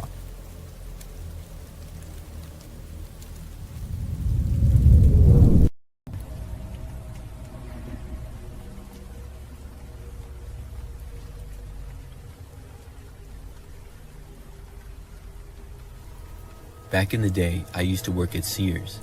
This is when they were doing really well and had tons of stores. If anybody doesn't remember Sears, they were a large department store that sold many things like appliances and clothes. It's mostly gone out of business in recent years though. But when I worked there, we would get lots of people in the store. Well, one time I was working a long day in December. With it being around Christmas time, there were lots of people shopping for gifts and stuff. It was also a weekend, so that added to it. I worked basically all day and I saw countless people. When I was finally off of work, I was happy to go home and was tired. So I just remember that I clocked out of work and then left the store. I went out to my car and then drove back home. It took maybe 15 minutes or so to get back. Then I parked my car in the driveway and got out of it. However, as I was walking up to my front door, I heard a car coming down the street, which was usually very quiet. I noticed it but didn't really think that much of it at all, and I kept going. However, as I was opening my door to go inside, I happened to hear the car slowing down. I looked over to see that the car was starting to pull over to the side of the street in front of my house. So I stopped and I kept watching it because I wanted to see what this car was doing. I did not recognize the car as a neighbor or anybody that I knew. The car pulled over and came to a stop just in front of my mailbox. Then the driver's window rolled down a little, and I saw somebody open up my mailbox and then put something inside of it. I couldn't really tell who the person was from where I was. I think it was a man, but I'm not 100% sure. Anyways, I didn't really know what this person was doing or what they had put in my mailbox. After that, they rolled their window back up and then they drove away. I went back outside, and after seeing that the car was out of my sight, I walked down to my mailbox. I opened it and I looked inside to see an unmarked envelope. I brought it inside. When I opened up the envelope, there were several Polaroid pictures in it. They were all pictures of me. The first were me working at Sears earlier that day when I was at the registers working as a cashier. I had not known that any of these photos were taken. They were taken at a distance too, so it was not obvious to me and I never noticed it. There was then a photo of me walking in the store, I think when I went on my break. And the last photo was of me walking out to my car in the parking lot after work. This was clearly taken from inside of a car that was also in the parking lot. I hadn't noticed any of them. Of course, I was very freaked out by this. I didn't know what to do about it or anything. I didn't go to the police or report it, but I did tell my friends as well as coworkers. They were all just as confused as I was. The rest of my time working at Sears, I didn't notice anything else like that, and I never saw that car at my house again. I'm not sure where the pictures are. I think I still have them somewhere, but I couldn't find them. It's been so long. But I'd still like to know why that person did that. Was it just an elaborate prank? Why would they choose me though? And they must have followed me home without me noticing. It's all very strange. When I moved into my first ever house after living in apartments for many years, I was excited to have my own house with a small yard as well. The house was not the nicest one ever, but it was decent. The neighborhood was pretty typical. There were a bunch of houses on both sides of a quiet street with fairly small yards. After moving in, I was working on unpacking everything one day, and I got a knock at the front door. I went over and saw a woman standing on my front step. I answered the door to her, and she said that she saw that I had just moved in. She had a box of cookies and gave them to me as a welcome gift. I thought that it was really nice of her, and I told her thanks. We talked for a short time, and she told me that she was my neighbor and lived down the street. Then she left, and I went back inside. I remember that a few days later she showed up at my house again. This time, the woman asked me if she could borrow a screwdriver and said that she didn't have one. I did, so I went and got it and gave it to her. We chatted for a very short time about basic stuff, and then she left. I remember when she was walking away though, I was expecting her to live maybe next door or right across the street, but I saw her turn and walk down the street and then go so far down that she went out of my sight. I didn't even see what house she went in. I still assumed her to live on the street, but I was kind of surprised that she didn't live closer. So the next day she brought the screwdriver back. When she did, I asked her where she lived exactly. She just told me that she lived down the street, not too far. I remember asking which house, and she just kind of pointed and said you couldn't quite see it from here. So a short time later, she left again. I watched her walk away, and I even walked a little farther out to see where she was going. Well, she literally walked to the very end of the street, and then left the block going to another street and went out of my sight. I was very confused. Why did she keep coming to my house? And how would she even know that I moved in if she didn't even live on my street? So I remember that one of the days after that, I was mowing my lawn. It was a weekend, so my next door neighbor happened to be mowing his lawn as well. We both finished at around the same time and met each other. We got to talking a little bit, and he said that he had been living in the neighborhood for over 20 years. I mentioned the lady to him and I asked him who exactly she was, and after I described her in the best detail that I could to the guy, he said he had no idea who I was talking about. He thought that the situation seemed strange. So for a few days after that, I didn't see the woman or anything. But then, one day, I had work in the city. I worked in a pretty typical office building downtown. So the really weird part is that after work, I was walking down the street to get to my car. I saw this car parked on the side of the road amongst many others, but I saw a woman behind the wheel of one of them who appeared to be the same woman who was my neighbor. She was sort of far away. She appeared to look at me for a second and then look away, and when she was looking away, I didn't have a good view of her at all. I kept going and I soon made it to my car. I was not at all 100% sure that this was the same woman, but it sure looked a lot like her, and I tried to tell myself that I was just being paranoid. Well, I saw her again several nights later. It was pretty late at night, and I was staying up much later than usual. I remember that I was watching this one movie that was on TV. So when it was over and I was finally going to bed, I happened to walk past the living room window in the front side of the house. As I did, I saw someone walking on the sidewalk out front. It was a woman, and it was strange for anybody to be out this late. But when I looked closer, I saw that it was the same woman who I kept seeing. I was so confused by this that I was just standing there staring at her. She then turned and looked at me. When she saw me, even from far away, I saw a surprised look come over her face. Then she started walking off rather quickly. I actually went over to my front door and opened it up. I was so confused that I wanted to just ask her what was going on. When I opened the door, I went outside and stepped out into the yard. The woman turned and looked over her shoulder as she was walking away. I called out to her, asking what was going on. She did not stop, but instead turned back and started running. She ran out into the street, and I got to the end of my yard, but I didn't leave my property. I was not going to chase after her, but I wanted to see where she was going. The woman then ran to a car that was parked on the side of the street across and a few houses down from mine. Then she got inside and quickly drove away. I was left as confused as ever. If she was my neighbor, why would she be driving away from here? I just went back inside and went to bed, and surprisingly, after that, I never saw the woman again. I'm still very confused about it. I'm not sure who she is or what she wanted.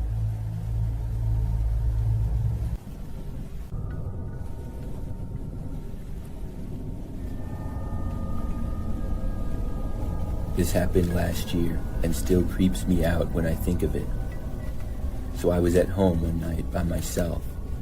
I was just in my bedroom scrolling through my phone. All of a sudden, I saw this Snapchat notification from a name that I did not recognize. I was curious, so I went to Snapchat and opened the snap to see. It was a selfie of what appeared to be a man. However, this photo was taken extremely close to his face, and he also appeared to be in a very dark room. I could barely see his face at all, and didn't recognize it to be anybody that I knew. The picture honestly looked very creepy. There was no words with the picture, and that was it. I guess at some point, I must have become friends with this guy. I didn't know when though. I had Snapchat for probably 10 years. I did not send a picture back, but instead typed a message for the guy, asking who he was. Then he sent another photo. When I opened it, I saw that it was much like the one before. It was honestly so creepy. I wish I would have screenshotted it, but I didn't. I thought that maybe the person sent a picture like this by mistake, but after the second one, I realized that it was not. I asked again who it was. The person's response, though, really shocked me. He simply said, "I'm coming over now." I thought that he had to be joking, but I also realized then that I had my location on Snapchat. I quickly went into the settings and turned my location off. If this guy was serious, I was hoping that he would not know where I was. Then I blocked the mysterious guy. I thought that was it. I returned to what I was doing, but I couldn't help but feel a little bit creeped out by the whole thing. Well, roughly 30 minutes later, there was a knock at the front door. I had a terrible feeling instantly. I think by now it was like 10-something at night. Not a normal time for somebody to come to the door. I carefully left my bedroom and went down the hallway. Eventually, I got to a window that I could look out and see who was there. When I did, I saw a man wearing a ski mask standing there. I couldn't believe it. The guy must have got my location before I had turned it off. I watched him knock on the door again. Then he started to look around. When he did, I quickly moved back and away from the window. I heard the guy walk off the step, but did not know where he was going to. The next thing I knew, I heard him right outside one of the main windows. I ran back into my bedroom and then called the police. I locked my bedroom door and covered my window. Then I just waited. I did not hear anything during this time. I wasn't sure what was going on, if he was trying to break in or maybe if he left. About 10 minutes later is when the cops arrived. They came to the front door and I told them about what happened. They offered to look around, and I almost said that they didn't have to, but I ended up saying sure. Then they looked around my backyard, and surprisingly found a man hiding in some bushes. When they located him, they asked him to come out. He ignored them and then tried to run. However, the police caught up with him before he left the yard. It was the same guy who had been Snapchatting me. I'm not sure what his plans were. I'm just glad that he was caught.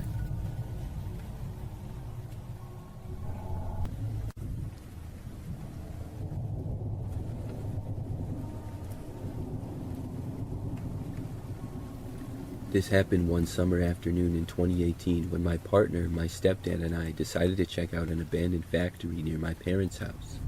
We were just picking up my partner when we passed by it, and without thinking much about it, we started talking about exploring the place.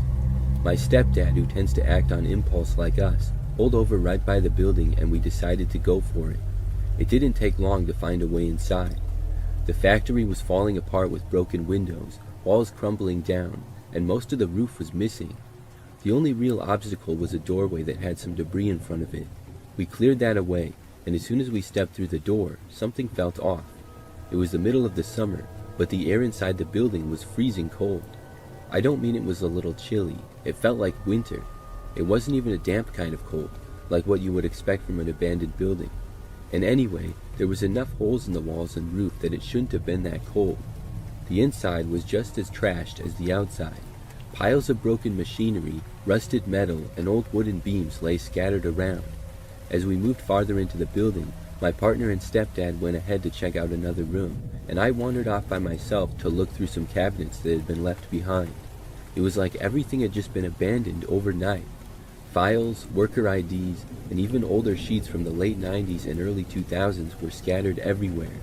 Most of the orders were packed and ready to be shipped, but none of them had ever been sent out. My stepdad pointed out how strange that was, and the factory looked like it had been closed for many decades, even though the most recent date I found was 2002. The building at most had been abandoned for 16 years. I have no expertise in something such as how quickly buildings decay, but the whole place seemed very run down for only 16 years. As we were talking about how weird the place was, I started feeling something else. It wasn't just the cold or the dust or the abandoned vibe. I was getting a feeling of danger, like something was watching us, or maybe waiting for us to leave. I can't describe it any better than that. It was like my fight or flight response kicked in, but I didn't know why. I told my partner and stepdad, and they agreed that we should head out. It was odd, and we hadn't heard anything or seen anything strange, but we all felt it. We made our way back to the car, and just as we were pulling away from the building, my partner and I both noticed something. In the doorway we had just come through, standing there, was a figure. It was hard to make out clearly. It kind of looked human, but not exactly. Something about it didn't sit right. It was like a person, but not. The figure didn't move, as it just stood there, staring at us. My stepdad didn't seem to notice since he was too busy driving. My partner and I looked at each other at the same time and asked if we had seen that thing in the door, so it was definitely not our imagination. We never went back to the factory. I can't shake the feeling whenever I drive past the building to my partner's house. I drive past the abandoned factory so often, and I wish I had never gone inside, because I think about it every time I drive by.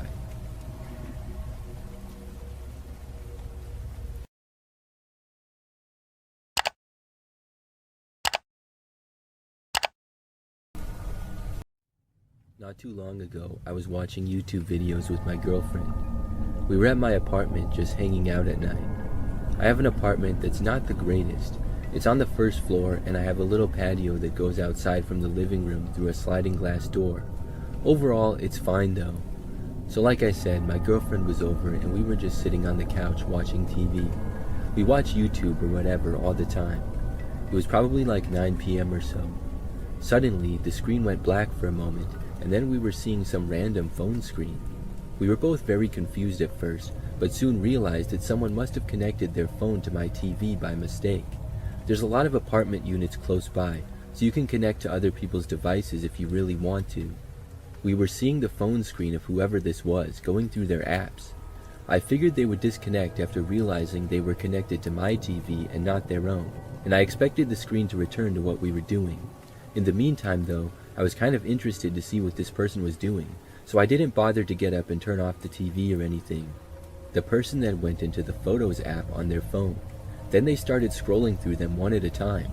It didn't take me long to see myself among these photos. There were pictures taken straight from my social media pages, such as Facebook and Instagram, just screenshots of them. And then there were pictures of my girlfriend as well. All kinds of pictures of both of us, from both my Facebook and her Facebook as well. And the more this went on, the more confused and creeped out we were. There were probably 10 photos of each of us, and this went on for several minutes. My girlfriend and I were talking to each other in disbelief, wondering who this was and what they were doing. Then, just like that, their phone disconnected. My TV returned to its home screen, and I was left wondering what on earth had just happened. But less than 5 minutes later, as my girlfriend and I were talking to each other trying to figure out what was going on, there was suddenly a knock at my apartment door. I rarely get anybody knocking on the door, so as soon as it happened we both stopped talking instantly. After a moment, I got up and walked over to see who was there. When I got there, I didn't see anybody. I was even more paranoid now. I figured whoever had connected to the TV had just knocked on my door. We were very confused, and eventually sat back down on the couch and tried to forget about it. We went on the YouTube app again and tried to play a video to take our mind off of things. Meanwhile, my sliding glass door in the room was mostly covered by blinds, but there was about 2 feet at the end that wasn't, as they weren't closed all the way. A few minutes into watching YouTube again, and I saw something out of the corner of my eye. You couldn't really see anything outside with some light being on in the apartment and it being dark out. But I did notice that someone was really close to the window in the opening of the blinds. I looked closer, and the person came closer. Then I realized that there was a man wearing a black ski mask with his face right on the other side of the glass, looking in. My girlfriend noticed him just after me and screamed. She got up and ran out of the room, as I stood up and backed away in shock. Then, very quickly, the masked man turned and ran off into the night. I went over and closed the blinds entirely. Then I made sure that every door and window was covered and locked and all that. I was very paranoid for the rest of the night, but nothing else happened. And since then, there have been no other occurrences like that. It could have just been an elaborate prank, but that was a little bit far to be taking things in my mind. And I also have no idea who would do that kind of a prank to us. My girlfriend and I still get a little bit worried that something like that might happen again when we're at my place at night. And we also have no clue who it was that could have done it. I'm just hoping that they don't return.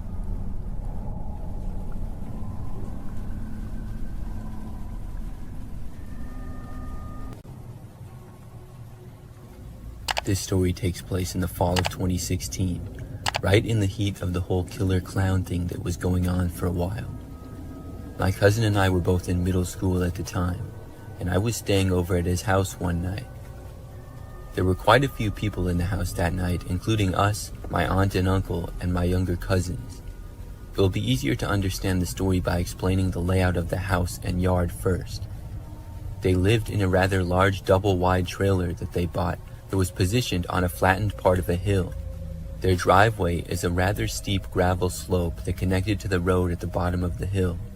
Behind the house and up the hill was nothing but woods. My cousin and I were the only ones still awake this night, watching TV in the living room. We kept hearing noises in the woods behind the house. We could see into the woods from the window in the living room where we were sitting, but we didn't pay much attention to the noises since it was kind of windy. Plus, my uncle had lots of motion lights outside the house. The motion lights were positioned in the back facing the woods, the side door close to the driveway on the opposite side of the house, and on the porch that overlooked the front yard and the road. Because of all the motion lights, we weren't too worried about anyone or anything being outside, since anything out there would trigger the lights. We had heard lots of stories and watched lots of YouTube videos about the whole killer clown thing that was popular at the time. Personally, I didn't think that it was real. I thought it was just prank videos. Also, we live in a small town in northeast Tennessee, where everyone owned some sort of firearm, including my uncle. We were never afraid of anyone dressing up as a clown and trying anything. The only lights on in the house were the TV and the dim light up above the kitchen sink that was only a few feet behind the couch. Suddenly, the motion detector light in the backyard turned on. We noticed, but we didn't think anything of it. The lights were set on a 10-minute timer, and if it detected movement, it would stay on and turn off after 10 minutes if no other movement was detected. After 10 minutes, they went back off, so we figured that it was just an animal, which wasn't uncommon. After about 20 minutes, I went to the bathroom down the hall. I did my business and washed my hands. But when I came out of the bathroom, the motion light on the side of the house by the side door that entered into the laundry room turned on. I could see it shining through the thin blinds that were on the door. I heard what sounded like footsteps on the gravel outside, and then the doorknob started rattling quickly like somebody was trying to open it. Luckily, the blinds were shut, so whoever it was didn't see me. I ran back into the living room to tell my cousin. My cousin had heard the same thing I did, because he was already up and halfway into his dad's room to wake him up. At that point, I saw the light from the front porch come on, so I got up to look out the window that looked out to the porch, but I couldn't see anything. My uncle had quickly grabbed his pistol and a flashlight and was out on the front porch looking for whoever or whatever it was. My cousin and I were behind him on the porch watching. He looked around with the flashlight for a bit, and eventually we saw something. There at the bottom of the hill in the ditch by the road was someone dressed up as a clown in a cheap-looking costume. The clown was facing up the hill towards us, and it just looked at us and waved. My uncle fired a warning shot, and the clown ran across the road and into the woods. My cousin and I didn't sleep anymore that night, while my uncle stayed out on the porch for a few more hours to make sure that nobody came back. I don't doubt that it could have just been a high school kid playing a prank trying to scare whoever was in the house. After reading some more experiences with these clowns of people's lives actually being threatened and endangered, it still scares me to think of what the clown would have tried to do if he was able to get inside the house.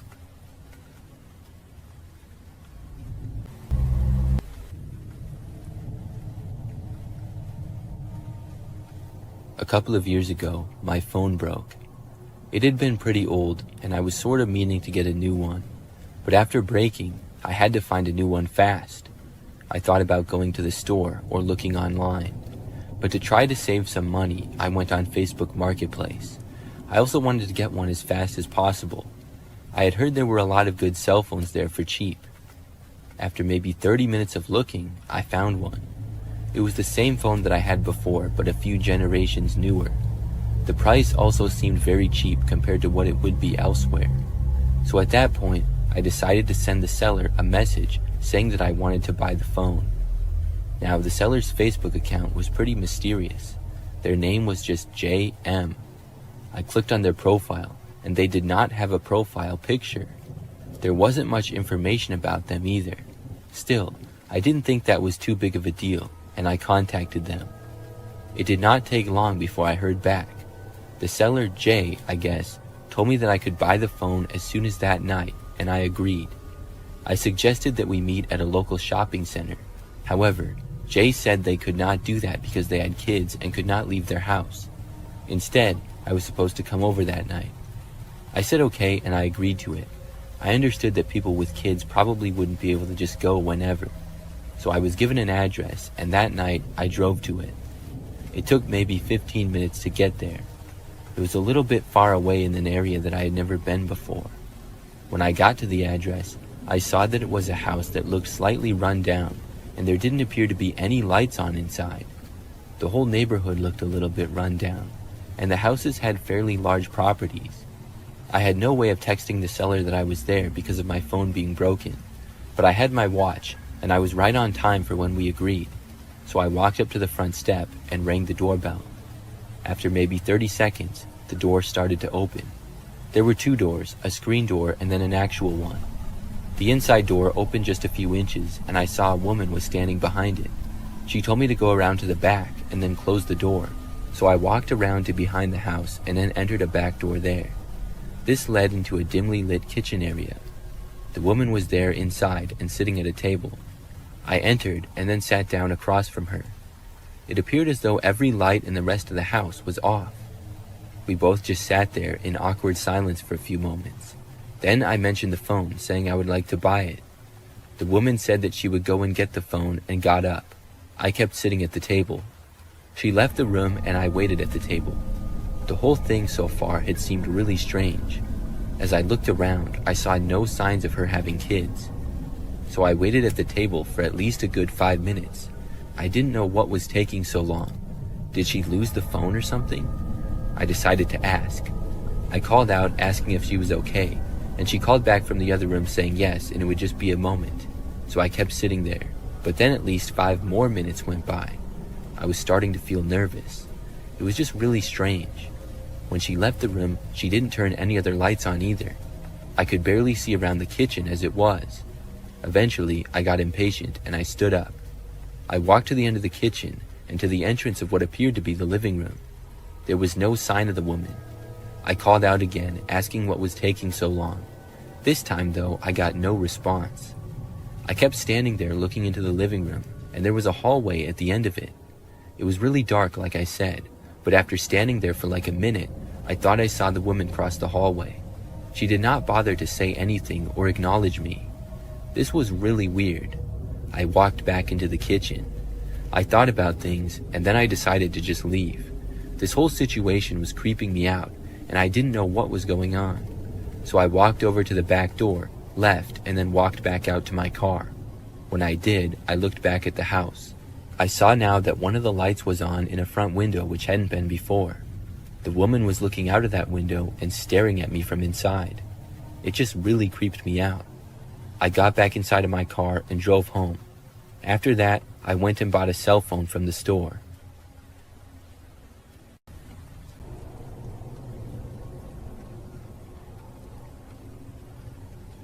This happened when I was about 10 or 11, camping with my mom near a river in the woods. It was just the two of us out there, no one else around. The nearest farmhouse was a couple of miles away, but we were mostly alone. We had the tent set up and a small campfire going, when a little before dark, this man arrived to our site. The area we were in was open to anyone wanting to camp, so it wasn't strange to see somebody else, but he had no gear with him at all. He made conversation with us, and eventually came around to warning us that there were wild dogs in the area that we needed to watch out for. My mom and I were slightly uncomfortable because he didn't leave and said that he would stay at the campsite a while to protect us from the wild dogs. My mom hinted several times that we would be fine and that he was free to leave because we didn't need his protection. But he didn't leave. He stayed a long time, but there wasn't much we could do because it was a public campsite. He had the right to be there if he wanted, even though he had no camping stuff with him. Eventually, my mom told the man that we were going into our tent for the night, thanked him for keeping us company, and said that he could leave and we would be fine. I asked my mom quietly if he was going to hurt us, and she said of course not, but I could tell by the way her voice cracked that she was scared too. We didn't want to provoke him, but we didn't want to make him feel like we were scared either, so we just crawled into our tent while the man kept sitting on a log at the fire pit. I don't think my mom slept that night, as she had a knife close to where she lay in the tent. I watched the man through the flap in the tent for a while. At one point, while sitting by the fire, he pulled out a long knife and started sharpening it on a stick. He just stared down at the blade and ran it along the stick, making these slow scraping sounds. I asked my mom if he was going to kill us, and she kept saying no, but I could tell that she was worried. She tried not to show it, but she was prepared for the worst. I eventually fell asleep, but woke up a lot to see my mom was still awake, lying there and listening to the scraping sound of the knife on the stick. By morning, the guy was gone. I wasn't sure how long he had stayed or when he left. After packing up our gear, we stopped by the nearest farmhouse to tell somebody about the strange man.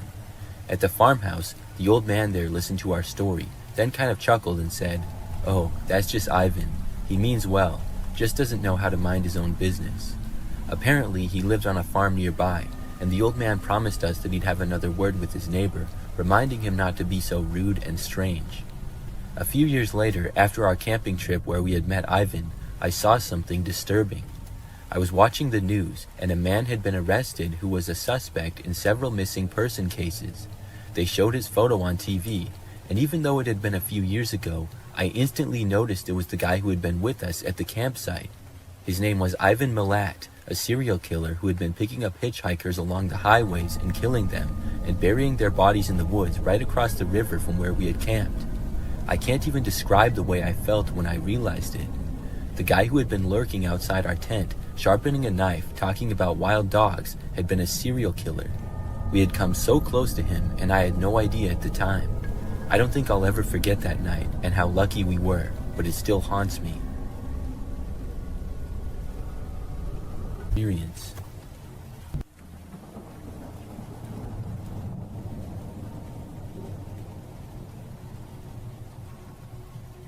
couple of years ago, I bought a gaming computer on Facebook Marketplace. I've been wanting to buy one for a while, and I knew that they're typically very expensive. So that gave me the idea to go on Facebook Marketplace and look for a used one. After several days of looking, I found one that I wanted. I decided to reach out to the seller and ask a little more information about it. The seller was a guy named Jeremy. We went back and forth a little bit, and I decided that I wanted to buy it. It was a pretty good deal, so we agreed on a day that I would go over and get the computer. It also came with a monitor, keyboard, and mouse as well. So after I bought it, I took it home, set it up, and started using it. I was happy with my purchase, and I used the computer for the next week and a half. Then I got another message on Facebook from Jeremy. He said that he wanted his computer back. I was really confused when I saw this, because he had just sold it to me like a week before. He said that he changed his mind and wanted it back now. I didn't want to return it. I liked the computer, and I had already installed several games and other programs on it. I told Jeremy no, I wasn't going to return it. Then Jeremy said that he would give me a certain amount of money for it. The funny thing is that the amount he offered was less than I paid for the computer by a few $100s. I pointed that out, and he said that it was all he could afford to give. Now, when he originally said he wanted it back, I assumed that meant he would pay the full price. I said the answer was still no. I was really annoyed that this guy was trying to get the computer back, and even more annoyed that he wasn't offering the full price. If he didn't want to sell it, then he shouldn't have sold it. However, Jeremy was not happy that I refused to give the computer back. He then sent me a friend request on Facebook, and then started messaging me a bunch of times. I ignored him for a while, but after he kept sending me messages for like 3 days straight, I blocked him. I thought that was that. This situation was strange enough. But unfortunately, that was not the end of Jeremy. Probably about a week after I blocked Jeremy, he showed up to my house. I happened to be home alone and was in my bedroom, on the very gaming computer that I had bought from Jeremy. It was nighttime and about 8 p.m. and dark out. I heard a knocking coming from the front door. I got up and left my room and went over to the living room and then looked out of the window. Jeremy was there on the front step. I recognized him from when I bought the computer. How did he know where I lived? This was really strange. I watched him stand there and knock again on the front door. I was wondering what on earth he had planned.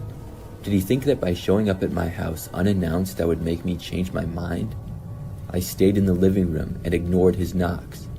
I was hoping that he would just go away, and most of the lights in my house were off, so maybe he would think that I wasn't home. But I watched Jeremy hang around the front step for several more minutes. I was kind of looking around, and I had to move back from the window so that he wouldn't see me. He came back and knocked again on the front door, this time louder. He also yelled, asking for me to come outside. I still ignored him. I walked back to my bedroom, hoping that Jeremy would eventually give up and leave. When I got back to my room, I put in some headphones and sat back down at my computer. For the next 5 minutes or so, everything was fine. But suddenly, I heard a knocking sound. I took out my headphones and looked to the direction of my window. Jeremy was standing there, looking into my bedroom. I got up and ran over to the window and closed the blinds. Jeremy started yelling at me, but I couldn't really hear what he said very well. I left my bedroom and went back towards the living room. By that time, Jeremy had made his way back towards my front door. Then he started banging on it again. I went over to the door and shouted to him that I was going to call the police. Jeremy yelled at me to give the computer back. Then I called the cops. I told them what was going on, and Jeremy still wasn't leaving, and he continued to stay there, even after I got off the phone with the police. But unfortunately, he finally left just moments before the cops got there. I talked to them, gave them a description of Jeremy, and told them my side of the story. After that, the police left and said to call back if Jeremy ever returned. I was afraid that he would, but luckily he didn't. I still have a hard time believing how crazy it was, and I can't believe that that actually happened.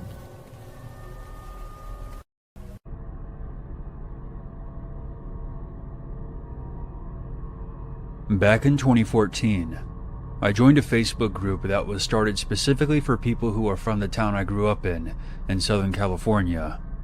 The whole group shared memories of the town, and everyone seemed nice, except for one person. there's always at least one asshole. This guy got on the bad side of one of the admins, whose name was Robert, and ended up being booted from the group. I'll note that I was in my mid-30s at the time, and most of the members were at least 20 years older than me.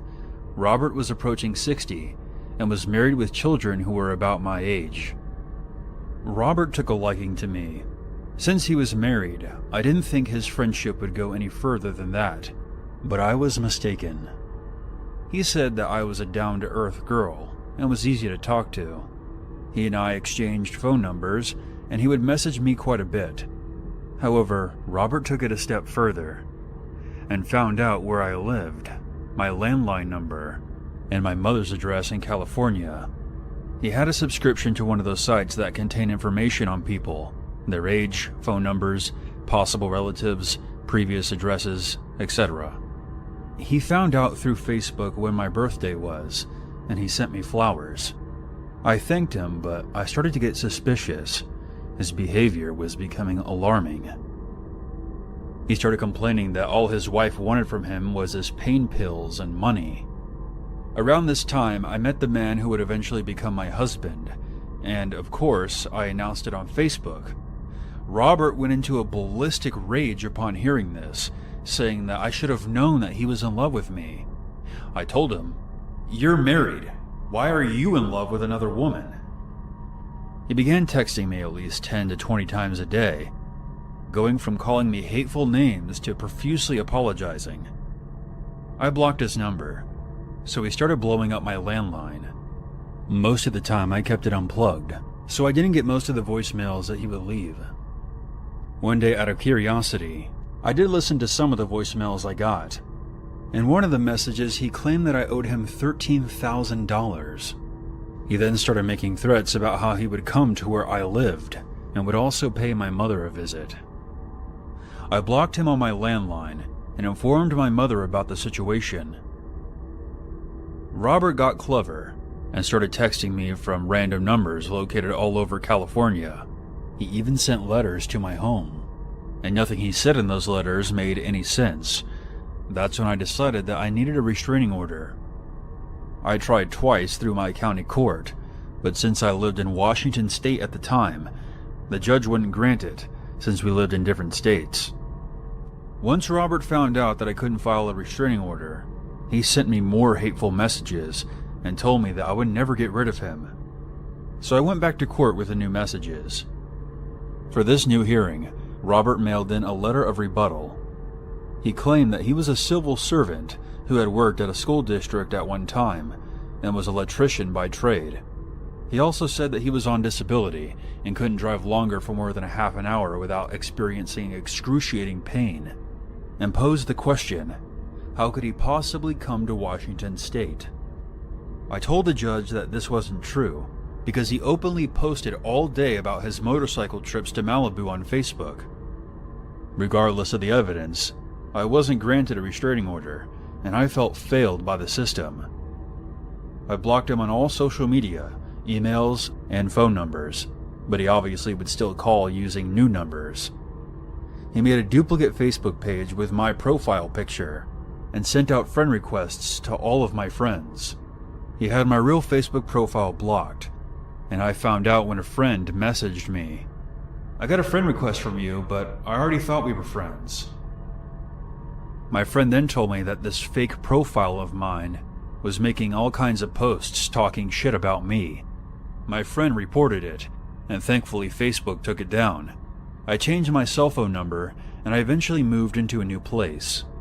Things died down for a while, but Robert somehow found me on LinkedIn. After that, I straight up deleted LinkedIn and Facebook, and I saw that he even followed me on my YouTube page. I don't know how to remove someone, so I just blocked him there. To wrap up this insane story, I've included a couple of recordings of the messages he left. Hey, I need you to unblock me and respond to me, please. Would you consider doing that? It's the Christian thing to do, don't you think? Please, I'm not playing around. Bye.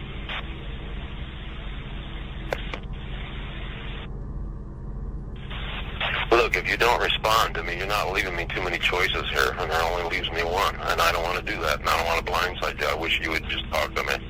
We could work this out, but obviously you don't want that. But you're not leaving me much of a choice, and I won't be going after a paycheck. Bye.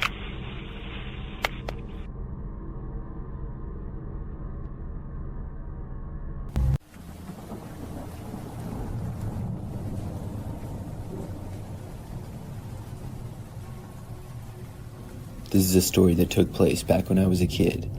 I was probably somewhere between the ages of 8 and 10. At that age, I loved Christmas, mainly because of all the things that I would get. I lived with my parents, brother, and sister in a 2-story home in a typical neighborhood. Each year, we would do lots of decorating inside and outside of the house. Our Christmas tree would go in the corner of our living room, and all the presents would go underneath it. On Christmas Eve that year, we went to my grandparents' house, and then we were going to my uncle's on Christmas. That night on Christmas Eve, after we all went to bed, I had a difficult time falling asleep. I usually did when I was a kid because I was always so excited for Christmas.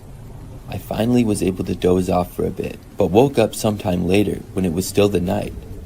I remember just turning over to try to go back to sleep, but then I thought I heard a noise. It sounded like it was coming from downstairs. My bedroom was the closest to the stairs, and even I could barely hear it. I looked at the clock, and it was 2 a.m. I didn't know why anybody would be up at this hour. Being that young and a curious kid, I decided to go and look. I left my bedroom and then walked a few feet to the railing of the stairs that overlooked the living room. I looked down, and everything seemed normal. All of the lights were off, but the lights from the Christmas tree and the few other decorations were on, so I could see a little bit. I looked down at the tree for a little while longer. It was very large, and we always got the biggest tree that we could find. But then I saw somebody come out from behind the tree. It wasn't my dad or brother, but a random guy that I didn't know. As soon as I realized that it was a random guy, I turned and ran. I went to the end of the hallway where my parents' bedroom was. I woke them up and told them that there was some guy in the house. I remember that my dad got up to look. He came back a short time later and said that he saw somebody leaving the house through the window. The police were called, and when they got out to our house, searched all over our property. They didn't find the guy, but they did find that our window was broken. None of us had heard it break, so the guy must have quietly done it somehow. It was a living room window that was broken, and I think that I saw him not long after he got in the house, because nothing was even stolen. I think that he either saw me or heard me, and that scared him off. I'm just really glad that he didn't try to come upstairs or anything. It still really freaked me out knowing that somebody broke in. It took me a long time to be able to fall back asleep, but eventually I was able to. That was by far my craziest Christmas experience. Nothing like that has happened since, much less on Christmas. I still don't know who the guy was though and why he chose our house. I also don't know if the police ever found him. Something crazy happened when I was in high school. It was during my junior year and a few months into the semester. I'm a female and was 17 at the time. One day, like any other, I went to school and it was my 4th hour class. Sometime during the hour, I remember that an announcement suddenly came over the intercom. We were told that the school was being locked down. Our teacher did all the things she was supposed to and locked the door and turned the lights off. Nobody really knew what was going on though. We all knew that it was not a drill, and everybody seemed a little bit worried. We all had no idea why the lockdown was happening. We just stayed in the room and things were very quiet for a while. After probably close to an hour, the lockdown finally ended. We were told that we would have the normal amount of passing time in the hallways, and then our final class of the day would be shorter than usual. So when we finally got let out of class, everybody was talking to each other about the lockdown. I was on my way back to my locker to drop my books off and get the ones for my next class. But before I could get there, I was pulled into the principal's office. I just remember that I saw the vice principal come up to me and ask if I could go with him. He said that I was not in trouble, so I followed him and we went to the principal's office. Then him and the principal both had me sit down and they told me what was going on. I was told that the school had been in a lockdown because a suspicious man had been seen inside the school during the class period. They went on to say that he was seen near the lockers but ran away when questioned. Unfortunately, he somehow left the school before the police got there and had escaped. The grounds were searched, and he was not on or near school property anymore. But when he was inside, he had opened one locker, which happened to be mine. He had brought a bolt cutter, which he had used to break open my locker. This obviously could have been used as a weapon as well, but the man unfortunately escaped with it. I was asked if I knew anybody who would do that or why, but I didn't know anyone. When they gave a basic description of the man to me, I had no idea who it was. I was really just as confused as anyone. I told them that I didn't know. After that, I looked through my locker and nothing appeared stolen. I didn't really have much in there except for my books for school. So after that, the school day resumed. My parents got called, and when the school day was over, nobody seemed to know why the guy would do that. However, later on, something else occurred. It was that very same night. I remember that I was in my bedroom, which was at the back of our house. I was on my bed, just on my phone. But when I glanced out of the window randomly, I happened to notice something. It looked like somebody was walking through the backyard. I got up and moved over to the window. When I got a closer look, sure enough, there was a man there. I did not know who he was, but I noticed that he was walking towards me. I quickly ducked down so that he wouldn't see me. I then moved away from the window and hoped that the man would not approach it. But moments later, I saw him appear right on the other side and look in. I quickly ran out of my bedroom and found my parents. I wasn't sure if the man had directly seen me or not. Most of the lights in my room were off, other than one small lamp. I told my parents what was going on, and they looked out of a different window to the backyard.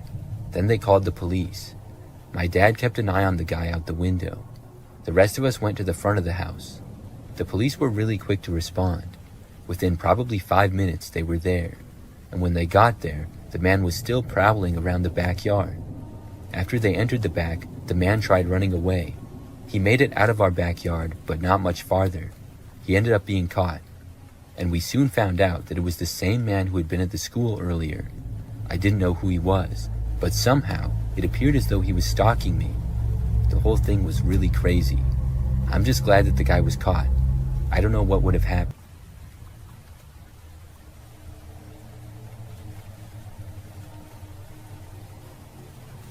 It started one Saturday afternoon when I was sitting in my living room, scrolling through social media.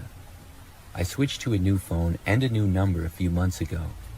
My old number was still active, but I didn't think much of it because it had been quiet. Suddenly, my phone buzzed, and when I looked down, I saw it was a text from my old number. The message read, "I see you." It was odd because I thought it was just some spam or a wrong number, so I shrugged it off. A few hours later, another message came through saying, "You don't remember me?" I had forgotten to change my number on a few accounts, so it was possible that somebody had gotten a hold of it. I decided to reply, trying to keep it light, and I typed back, "Who is this?" The response was quick and said, "You know who I am." I didn't want to engage further, so I put my phone down and tried to watch a movie, but the messages nagged at the back of my mind. The next day, the texts continued, saying more creepy and odd things. I stopped replying for a while. Monday brought more messages, saying things such as, "I'm closer than you think," and "You'll remember me soon." I debated calling the police, but what would I even say? Somebody is texting me creepy things from my old number? It felt ridiculous. By Tuesday, I was on edge, and I couldn't focus at work.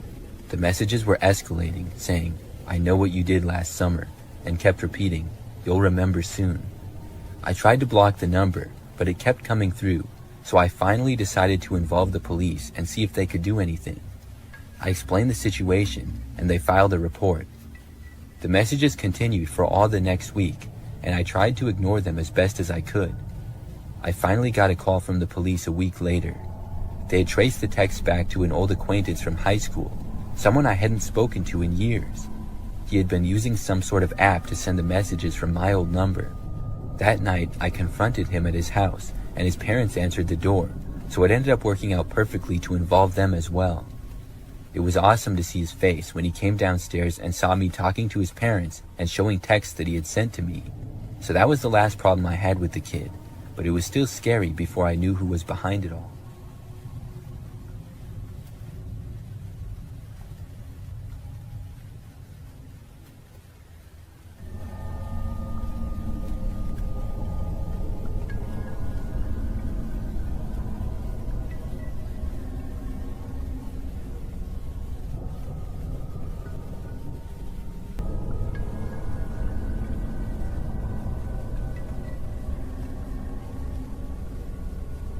Something weird happened to me last week.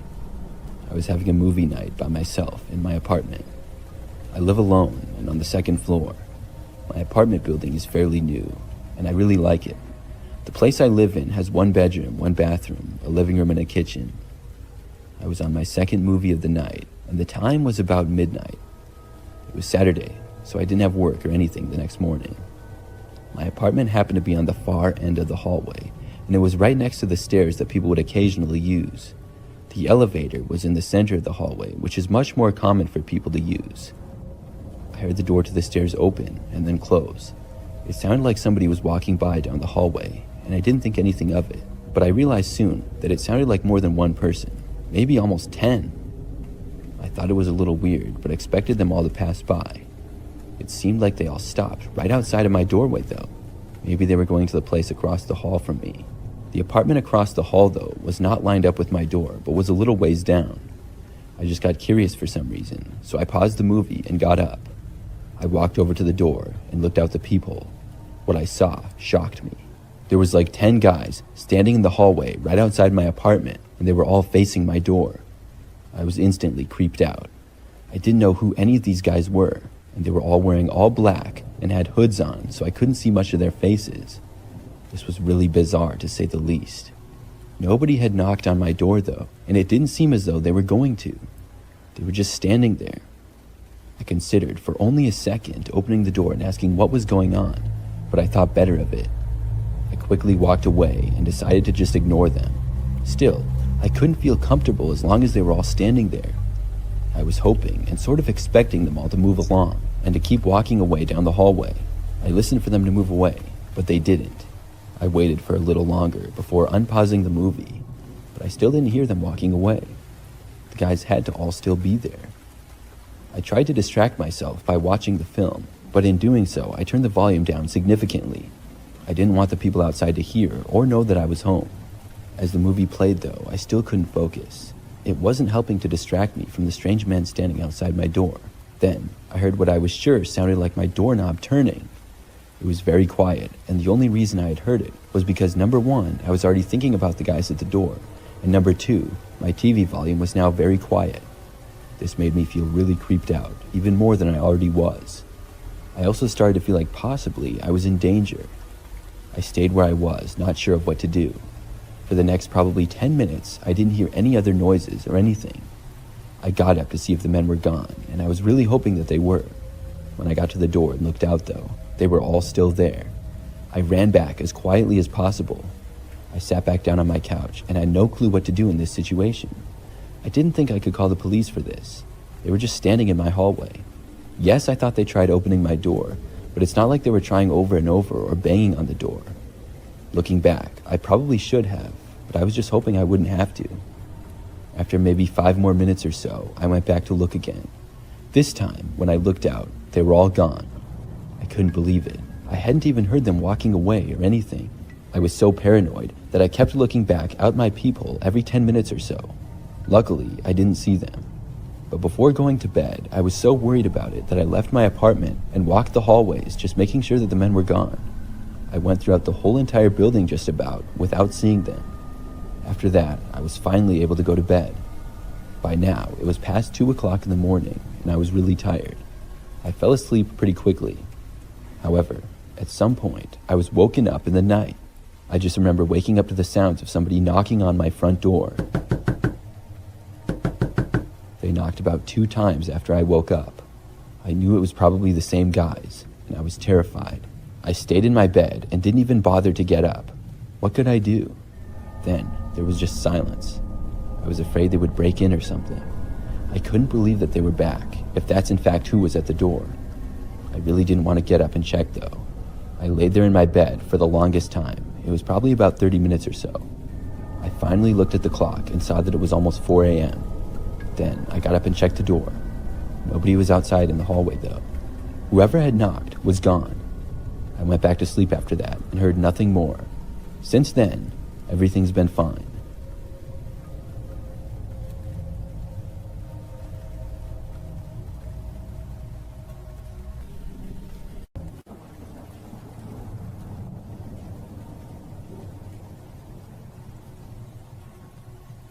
This story happened when I was in college. I was a graduate student living on campus about an hour away from my parents' house. When the week of Thanksgiving came, I went home after classes on Monday. We had the whole rest of the week off, so I would be staying at my parents' house for a little while. When I got back home, the second day, during the night, I was sleeping in my bedroom when I was awoken. Now, my bedroom is on the first floor, and it's on the front side of the house. It was the middle of the night, and I thought that I heard the sound of a knocking on my window. It was really creepy. I sat up in bed and looked over to the window. There was a curtain covering it, so I couldn't really see anything. I did not hear the knocking again, so I got up, walked over to the window, and looked out of it. When I looked around the yard, everything seemed fine, and I didn't notice anything. I still didn't know what made the sound, though. I went back to my bed and sat down, still looking in the direction of the window. That's when I saw something move past the window only for a brief second. I couldn't see any details because I really just saw the shadow from the other side of the curtains, but somebody had definitely walked past outside. I got up again, ran over to the window, and looked out. Whoever it was gone again. I glanced all around the yard at what I could see, but I never saw anything at all. I went back to my bed again and sat back down and didn't see anything for the next few minutes.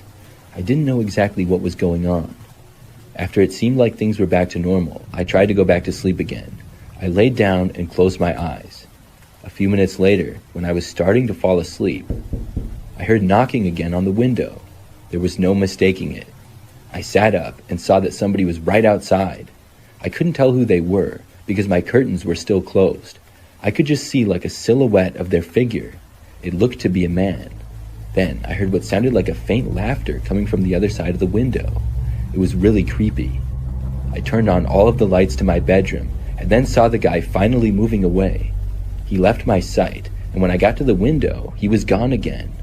Somebody was definitely messing with me, but I didn't know who or why. I stayed up for quite a while before finally was able to go back to sleep. The next day, I told my parents about it. We were unsure of what could be done. There were no signs of an attempted break-in. I couldn't even give a description of the man. We just hoped that it wouldn't happen again. The next day went by as normal, but that night I stayed up late watching TV in the living room with my parents.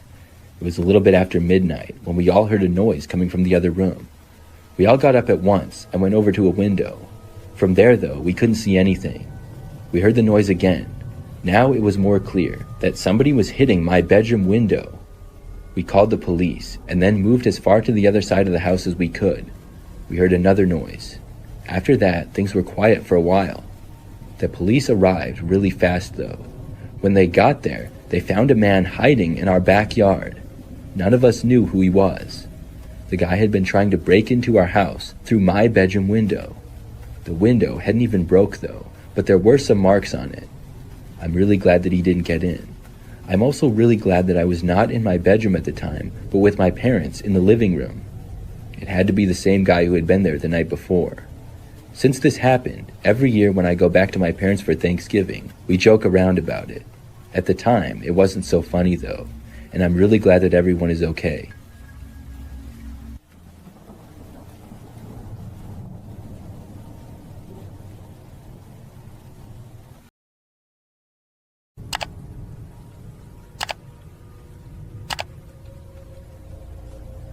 This is something that happened back when I was a freshman in high school. I'm also a female, and this was about 10 years ago now. So the story begins when I got this friend request from a random guy on Facebook. I looked at his profile and saw that he appeared to be around my age, and we did have a couple of mutual friends. His profile said he went to a different high school, but it was one that was nearby in just the next city over from mine. I accepted the friend request because of this, and I was also slightly curious of how the guy knew about me. For the most part, he looked like a pretty typical kid though. Not long after I accepted his friend request, he sent me a message saying hi. I said hi back to him, and we started having a basic conversation. I don't recall everything said, but the conversation continued into the next day.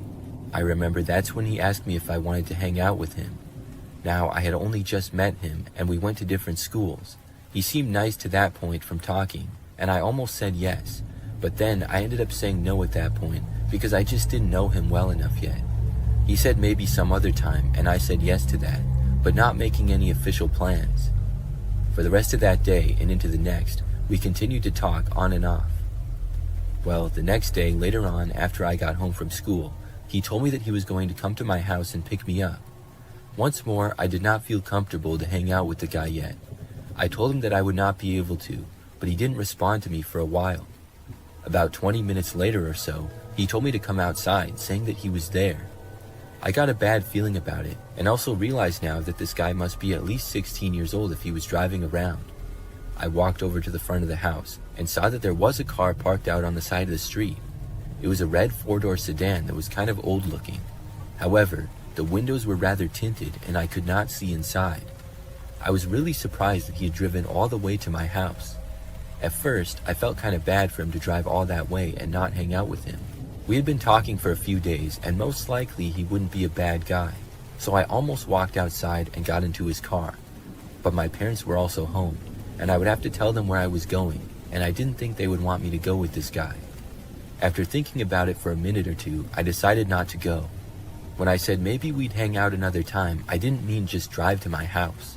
He texted me on Facebook a couple more times, urging me to go outside already. I told him that I had some other place to go though, which wasn't true, but I didn't know what else to say. Eventually, he said okay, and he drove off. After he left though, I got the realization that I never told him my address. It sort of creeped me out that he knew where I lived. I didn't know how he would know this. We did have mutual friends on Facebook, so possibly he knew one of my friends and asked them. Either way, I was much less comfortable even talking with this guy anymore. However, despite that very same night, he continued to send me messages. I remember that this was several hours later, probably 9 or 10 at night. He asked me where I was and what I was doing. I told him that I was just in my room doing homework, which I was. After that, he did not respond right away. I don't remember what assignment I was doing, but I was pretty focused on it. I sat at my desk in the corner of my bedroom. About 20 minutes later though, I heard this car driving down the street slowly outside. My bedroom was at the front end of the house, and I could see out to the street. We also lived in a pretty quiet neighborhood, and at this hour, it was rare for somebody to drive past. So hearing a car driving slowly just got my attention for some reason. I remember lifting up the blinds and glancing out the window. When I did, I saw this car moving very slowly and sort of pulling over to the side of the street, across from our house and a little ways down. That's when I realized this was the same red car with the tinted windows. I looked back to Facebook, but there were still no new messages. He hadn't told me that he was coming over again, and he didn't tell me to come outside either. I was expecting him to tell me again that he was there and to go with him like before, but he didn't. As the car continued to just sit there outside on the side of the street running, I kept an eye on it. After several more minutes, the driver's door opened. I saw a man get out, but it wasn't some 16-year-old kid. It was a grown man, probably like 40. He got out and started walking in the direction of our house. At this point, I quickly got up and ran out of my bedroom. I went towards the living room, and luckily my parents were both still up and in the living room. I didn't have time to tell them the whole story, but I alerted them of the guy walking. My dad got up and went over to the door. I looked through the front window, and by now the man was walking on the side of the street towards our house. My dad went over to the front door and opened it. When he did, the man kept walking farther away down the street, in the opposite direction of his car. My dad actually went outside and followed the guy, calling for him to stop. But at that point, the guy took off running. My dad did not run after him and came back inside. That's when I told my parents the whole story of how I thought I was talking to a kid my age, and also how he just showed up without me giving him my address. My parents called the police at that point, and my dad went and stood outside in the front door, seeing if the guy would head back for his car because it was still there. When the police arrived, the man was still nowhere in sight. They spoke with us, and then went out and looked for the man. He had to show up eventually because of his car, and when he did, the police got him. After that, I learned a valuable lesson about Facebook and social media.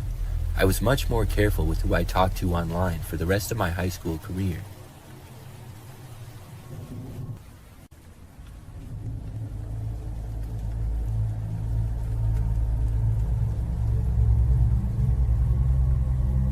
So me and my friends used to have this group chat that was mostly for sending stupid memes. Occasionally we'd talk about hanging out, but it was always the same thing. People would say, yeah, for sure, and then never actually hang out. The group was me, Emily, David, and Ryan. Ryan was your typical guy, always getting into weird situations and trouble. He was constantly meeting sketchy people on eBay or Craigslist, trying to make a quick buck off random stuff he had lying around. One day, Ryan was selling his four-wheeler and asked us to come with him because he didn't trust the buyer. We told him, if you don't trust him, why sell it to him in the first place? But Ryan didn't get what we were trying to say. He barely even acknowledged that it was a red flag. We were all confused as to why he wasn't seeing what seemed obvious to us. We told him to just leave it and wait until he could find a more trustworthy buyer, but he didn't listen. He told us the deal was on the south side of the city, which was the sketchiest area imaginable. That side of town was notorious for crime and kidnappings. That was the biggest red flag of all. None of us wanted to go, but Ryan wouldn't listen.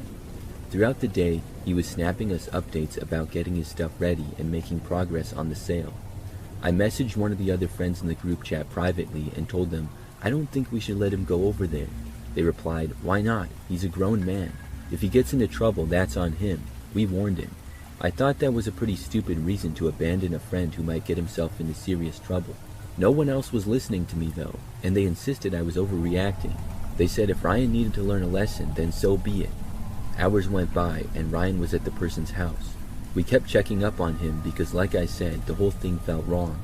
He kept snapping us back, reassuring us that everything was fine and that we were overreacting. But still, we couldn't relax until we knew he was safe. Then he sent a snap of himself in a basement. We all thought, why are you in their basement? Someone even commented, what are you doing down there? But he didn't respond, which was really odd. I figured maybe he was busy talking to the buyer and just wanted to update us. But then he snapped another picture from a different room in the basement.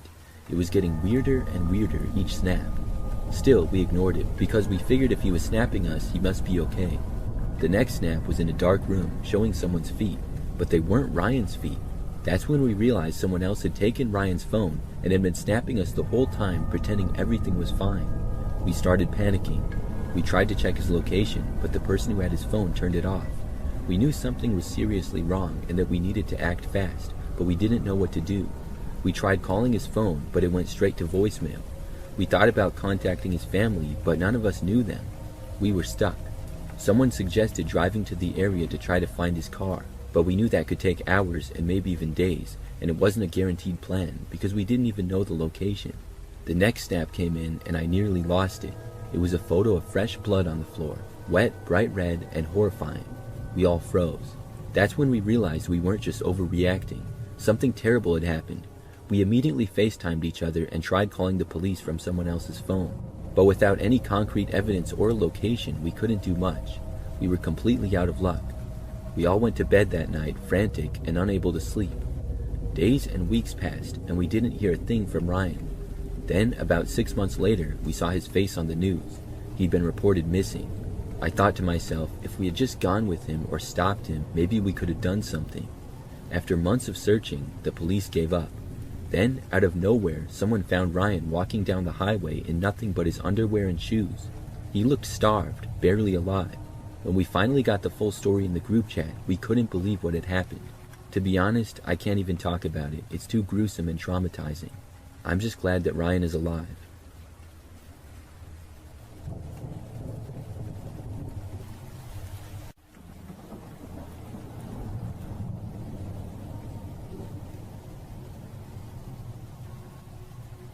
When I was a freshman in college, I lived in the dorms and I got a random roommate. I thought that it would work out fine because I get along well with most people and make friends pretty easily. I figured that my roommate would probably get along with me as well, even if we didn't like the same things. Obviously, I hoped that he would have similar interests and maybe we could become good friends, because I didn't really know anybody else at the university that I was going to at the time. Well, when I moved into the dorms, my roommate was not there.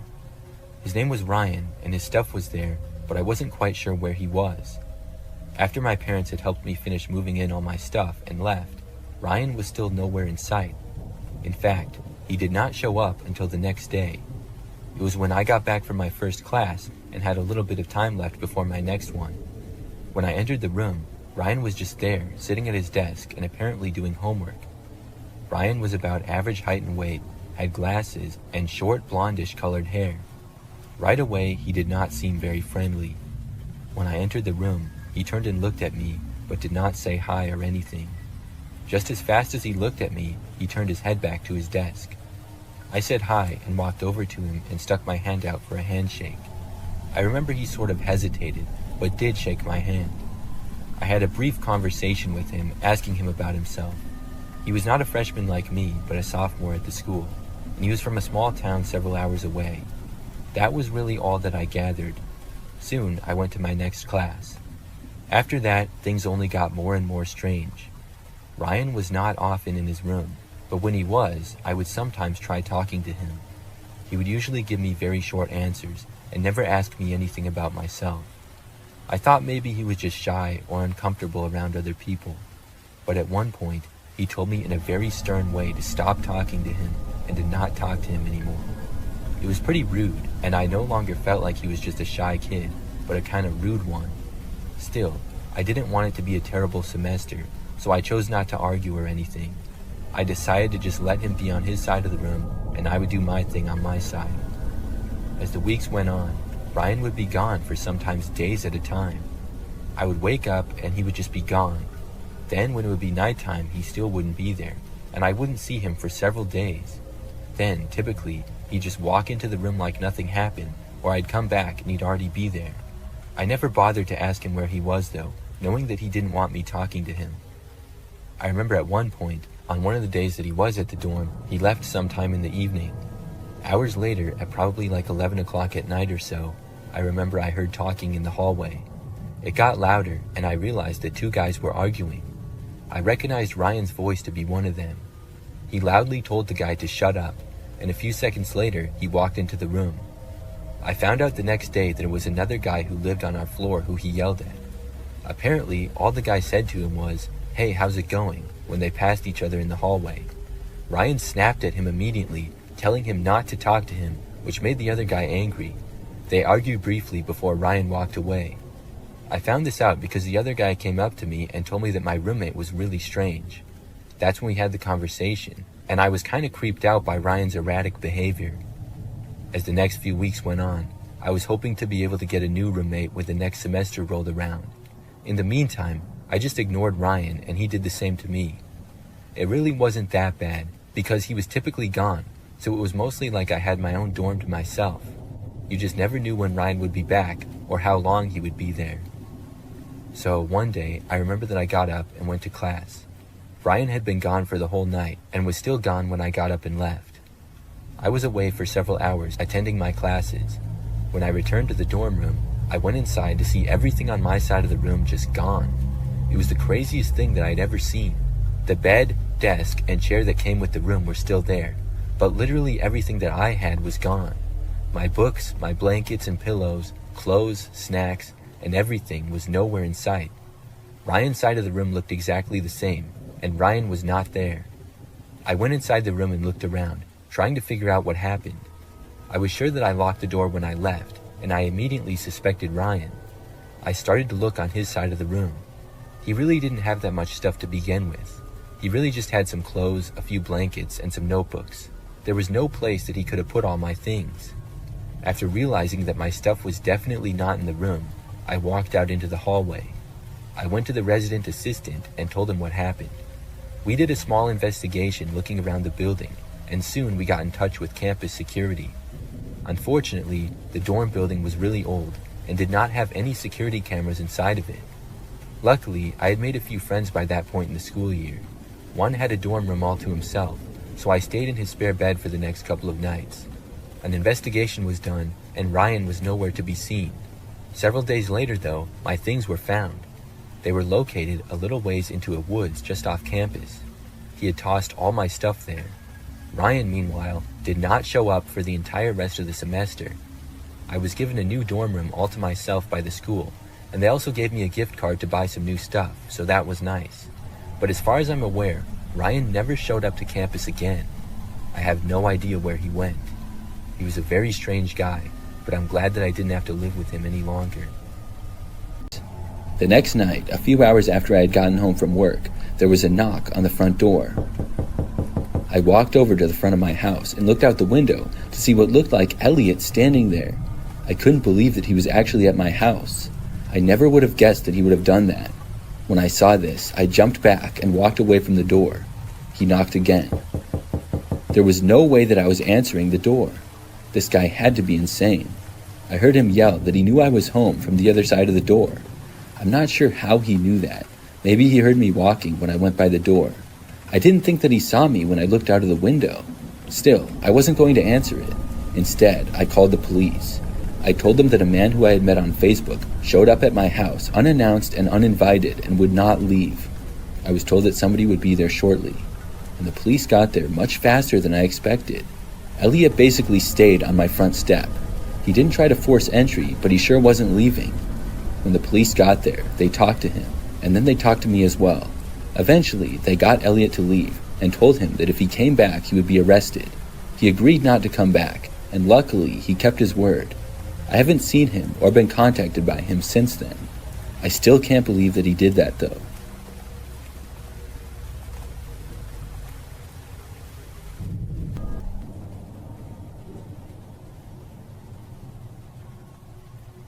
This is the story of the time that I got a job from Craigslist. Years ago, when I was in college, I hardly had any money. I was really busy, and I remember during the summer one year, I got this internship, but I didn't get paid anything for it. I was living with my parents, so I didn't have too many expenses, but I still wanted to have a little bit of money. I couldn't get a job because I didn't have enough time in my schedule. But that gave me the idea to look on Craigslist for something that I could do on a weekend sometime. I knew that there were people who would pay money for you to do yard work for them or something. And yard work was exactly the type of thing that I was looking for. I was pretty confident in my skills, and after looking on Craigslist for a couple of days, I saw an ad that interested me. It was a man who said he needed somebody to do quite a bit of work on his property. The job would take several hours at least, but he was willing to pay good money for it. And the guy also said that there was potential that he would need work done again another time. The ad did not have a specific day, but said to contact him for more information. So I reached out, and pretty quickly I got a response. We arranged a meeting of basically a job interview at a local restaurant. The man's name was Robert, and he seemed to be a nice guy. He said that he owned several houses in the general area. Some he was fixing up to sell, and others to rent. He recently bought a house that needed a lot of yard work done to the property. He said that if I wanted, he might need me for another property in the future as well. The man asked me what day I would be available to work, and I told him. So he gave me the address of the house and said that I could have the job. When the date we agreed on several days later came, I drove to the house and got there when I was supposed to. Robert was not there, but he was at another one of his properties. He said that when I was almost done working to text him and he would come by and pay me. Then I started work. The property of the house was a little bit out there in the country. I was supposed to mow the grass, do some weeding, pick up all the tree branches and stuff in the yard, and then plant a bunch of these flowers that the guy had. The yard was pretty large in both the front and backyard, and at the end of the backyard was a large woods. I'm not sure if that was still his property or not, but I believe at least part of it was. It was definitely a lot of work, but I didn't mind it too much. About an hour in, when I was mowing the grass on the guy's riding mower, I saw something off. I was in the backyard and a good distance away from the house, but I saw what looked like a man staring at me from inside a window to the house. It really took me by surprise, because I was under the impression that the house was empty. I thought that maybe someone was renting the place or something like that. As I kept mowing, I looked over a few more times. When I got a little closer, the man suddenly moved away from the window. I didn't get a good look at him, but later on, I remember that I was mowing in the front and I saw him again. He was once more staring in my direction. When we made eye contact, he didn't move away this time. Instead, he continued to stare at me. I had to look away because it was really weird. I tried to just ignore it though. Soon I finished with the lawn and then went on to the gardening. Once more though, as I was doing this, I noticed the guy staring at me. Not too long after that time, I remember that I got a call from the owner of the house. He was just asking me how things were going and said that he would come by in a little bit. I said that it was going good, but then I decided to ask him if somebody was renting the house. The man said no, the house was currently vacant. I told him how there was a guy inside that kept staring at me. The man told me that he was going to call the police, and he was also going to come over as soon as he could. He recommended that I go to my car and wait in there until the police arrive. I took his advice, and I stopped working and went to my car. I was parked on the side of the street out front, and I kept looking to the windows but no longer saw the man. About 10 minutes later, the police arrived, followed by the homeowner about 2 minutes after that. He opened up the house for the police, and they went inside. About 10 minutes later, they came out and said that the place was empty. The man must have left. I was very confused because I hadn't seen him leave, so it had to be out the back. Robert went inside and said that he saw evidence that somebody else had been there. I didn't go in the house, so I don't know if something was stolen or what, but I was glad that he didn't think I was crazy or making it up. The police looked around the front and backyard briefly and then left. Before Robert left, though, he said that he trusted that I would finish and he paid me. I was in fact going to finish, so I stayed there and I continued gardening. I was almost done, and it took me only like 20 or 30 more minutes to finish. When I was done, I was taking the weeds and tossing them in the woods like I was supposed to. As I approached the entrance of the woods, I saw the man again. He was standing pretty deep in the woods, partly behind a tree. I'm not sure if he knew that I saw him or not. I tried to play it off, and I calmly walked away. I was really glad that I was done with work. I quickly went to my car and then left. I called Robert and told him that the guy was back. After that, I went home. I'm not sure who that guy was or how he got into the house, but that was a really creepy experience.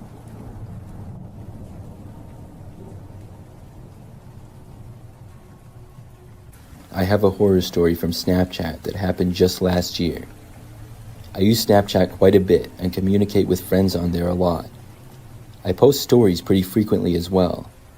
I've had Snapchat for almost 10 years and over time have accumulated lots of friends on the app. When I post a story, sometimes friends will reply to them and say whatever. Now, starting last year, every time I posted a story, this one guy would seem to reply to it. I didn't really know who he was, but his name on Snapchat was Dave. I don't have any idea when exactly he added me or anything, but he would say things that were sort of creepy. Like one, for example, that stood out was when I posted a picture of my new apartment. The picture was just of like the living room and kitchen. He responded saying, "I wish I knew where you lived." It was almost like he was trying to be weird. I never bothered to delete him or anything because I didn't think it was too much of a problem. He never snapped me outside of responding to my stories, but eventually I got tired of it and deleted him. I didn't really think anything of it after doing so, but the next day, a new account added me on Snapchat. I didn't know that it was him making another account. I added him back out of curiosity because I had no idea who it was. Then, he sent me a snap asking why I deleted him. I then realized who it was and then deleted that account. Not too long after that, he tried to add me again with another one, but I did not add him back. He was using different usernames, but I knew that it was still him. The very next day, I got a text on my phone from a number that I did not recognize. It just said, "Hi," and I asked who it was. It took until like the third text for me to realize that it was the same guy. He started cursing me out, calling me terrible things, and was clearly very angry how I kept ignoring him. I blocked the number after he sent me about 20 texts in the span of 2 minutes. However, this couldn't stop him either. As most of you know, there are apps and websites where you can get new phone numbers for free. I've really never used one, but I know that they exist. I'm guessing that's what this guy was doing, because I got another text a while later. It was very clearly still him. I blocked this number too. Then, a while later, there was another new number. This time, though, he left a voicemail. I listened to it, and the man sounded much older than me. He basically called me every name in the book and then threatened me. I blocked his number. This continued for several days. I tried to ignore it as best as I could and just kept blocking his numbers. Soon, though, I decided to get a new phone. I sort of needed one anyways, and decided to get a new number as well. I also changed my Snapchat username. After that, I never heard from the guy again. Hopefully it stays that way.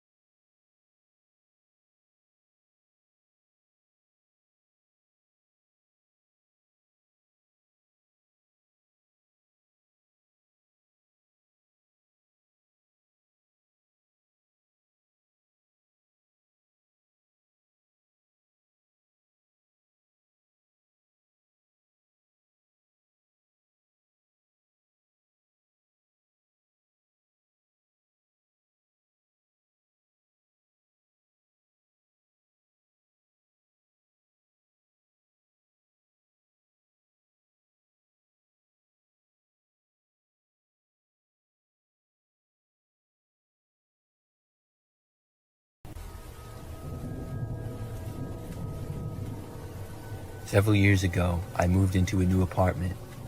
This one was nicer than the previous apartment that I had been living in, and I was excited to live there. I got a one-bedroom place on the first floor of the building in an apartment complex that had a few different buildings. So after moving in, within probably 2 weeks of living there, I remember that I got this strange text message. I did not know who it was from because I didn't recognize the number. The text just said hi, and I ignored it, assuming it to be a wrong number or something. Several days later, though, I got another text. It was from the same number, but it said, "I can see you." I found this to be more suspicious now. I wondered if this was actually a wrong number or maybe something else, but quite possibly it was just a prank from a random number. I texted back asking who it was. They did not respond though. I got up and went over to my window and closed the blinds. It was nighttime, and I had a very large window that led out to a patio. Next to that was a small courtyard that connected to the other apartment building. I wondered if somebody could in fact see me, but I didn't really think so. I didn't get any more texts for the rest of that night. Either the next night or the one after, I actually got a call though. When I saw the number was calling me, I hesitated before answering, but my curiosity got the better of me. Even though I was really nervous, I picked up. I said hello, and there was a pause before I heard a whisper of a man on the other end. He just said that he knew where I lived and that I was home. I didn't know what to make of this. I tried asking him who it was, but then he hung up on me. By now, I was really creeped out about this whole situation. After that call though, for a few days, there was nothing. Everything was fine and there were no texts or calls. I was starting to forget about it until late at night when there was a random knock at my door. I was in the other room and instantly thought that the knocking might be connected to the strange texts and stuff. I didn't want to answer it, so I didn't. The knocking continued on and off for about a minute or two. When it finally stopped, after a couple of minutes, I got up and checked the door as well as the hallway. There was nobody there anymore. I was really nervous, but I didn't go to the police or anything. For the next few days, nothing happened, and things were actually fine for a few weeks after that. It had all stopped, and I was really happy about it, but I didn't know why. Then I ended up finding out something crazy. There was this guy who lived in the apartment complex, and he had been arrested for stalking the woman who lived in the next building from mine. When I heard the details of the case, it sounded very similar to me. He had texted and called her repeatedly before somehow entering her apartment one night. She managed to escape and call police, leading to the guy being caught. When I heard this, I realized why it had stopped, because the man was caught. I'm really glad that they got him when they did.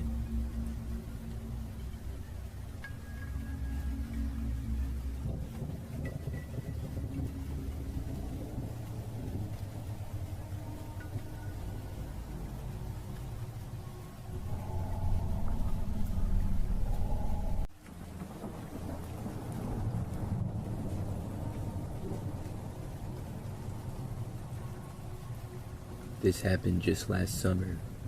I live by myself in what I would describe as a typical apartment. I have one bedroom, a bathroom, kitchen, and living room pretty much. It's inside of a building in a fairly large apartment complex. So one night, I worked sort of late into the night at my job. I was really tired from the long day and pretty much just arrived home, took a quick shower, and went to bed. That was around midnight. However, I woke up at roughly 4 o'clock in the morning. Obviously, I wanted to get more sleep, but I was wide awake. I was also very thirsty and felt dehydrated. Sometimes, mostly in the summer, I wake up in the night because of dehydration, and obviously on this night I had worked late and not been able to drink as much. Then usually I drink some water and feel better immediately and then go right back to sleep. But some of the times when I wake up, I'm wide awake and can't go back to sleep right away. And this was one of those times. So what I usually do when that happens is get up and go into the living room and watch TV until I get sleepy again. That might be 15 or 30 minutes usually. So that was what I did on this night. I got out of bed, drank some water, immediately felt better, and then sat on the couch and turned on the TV. My couch is to the right of the front door to the apartment, about 20 feet away. I remember that when I sat down, I glanced over and happened to notice that my door was actually unlocked. I realized that I somehow had forgotten to lock it. Normally, I always remember, but I guess I forget sometimes. I went over and locked the door and then went back to the couch. I started watching TV and waited for myself to feel sleepy again. I was flipping around the channels for maybe 5 minutes when suddenly I heard a noise. Obviously, it was very quiet other than the noise from the TV, but the sound I heard was somebody trying to open the front door to my apartment. I really couldn't believe it, and I had no idea who it could be. I sat and listened, but didn't hear anything else. Then, after a moment, I got up and I walked over to the door. I looked out of the peephole, but nobody was there. Then I opened up my apartment door and looked into the hallway. That's when I saw him. There was a man wearing a hooded sweatshirt walking away from me down the hallway. He was mostly looking down at the ground, and then he went to another door and tried opening it, but this one was also locked. I watched him go to another door and try that one as well. Apparently, he hadn't noticed me opening the door. I didn't know who this guy was, but he was seemingly trying to get into any apartment. As he reached the end of the hallway, he suddenly looked behind him and then he saw me. When he did, I quickly closed the door. I was afraid that he would come back, but he didn't. Soon after, I went back to bed. I'm really glad that I woke up when I did that night and locked my door, or who knows what could have happened.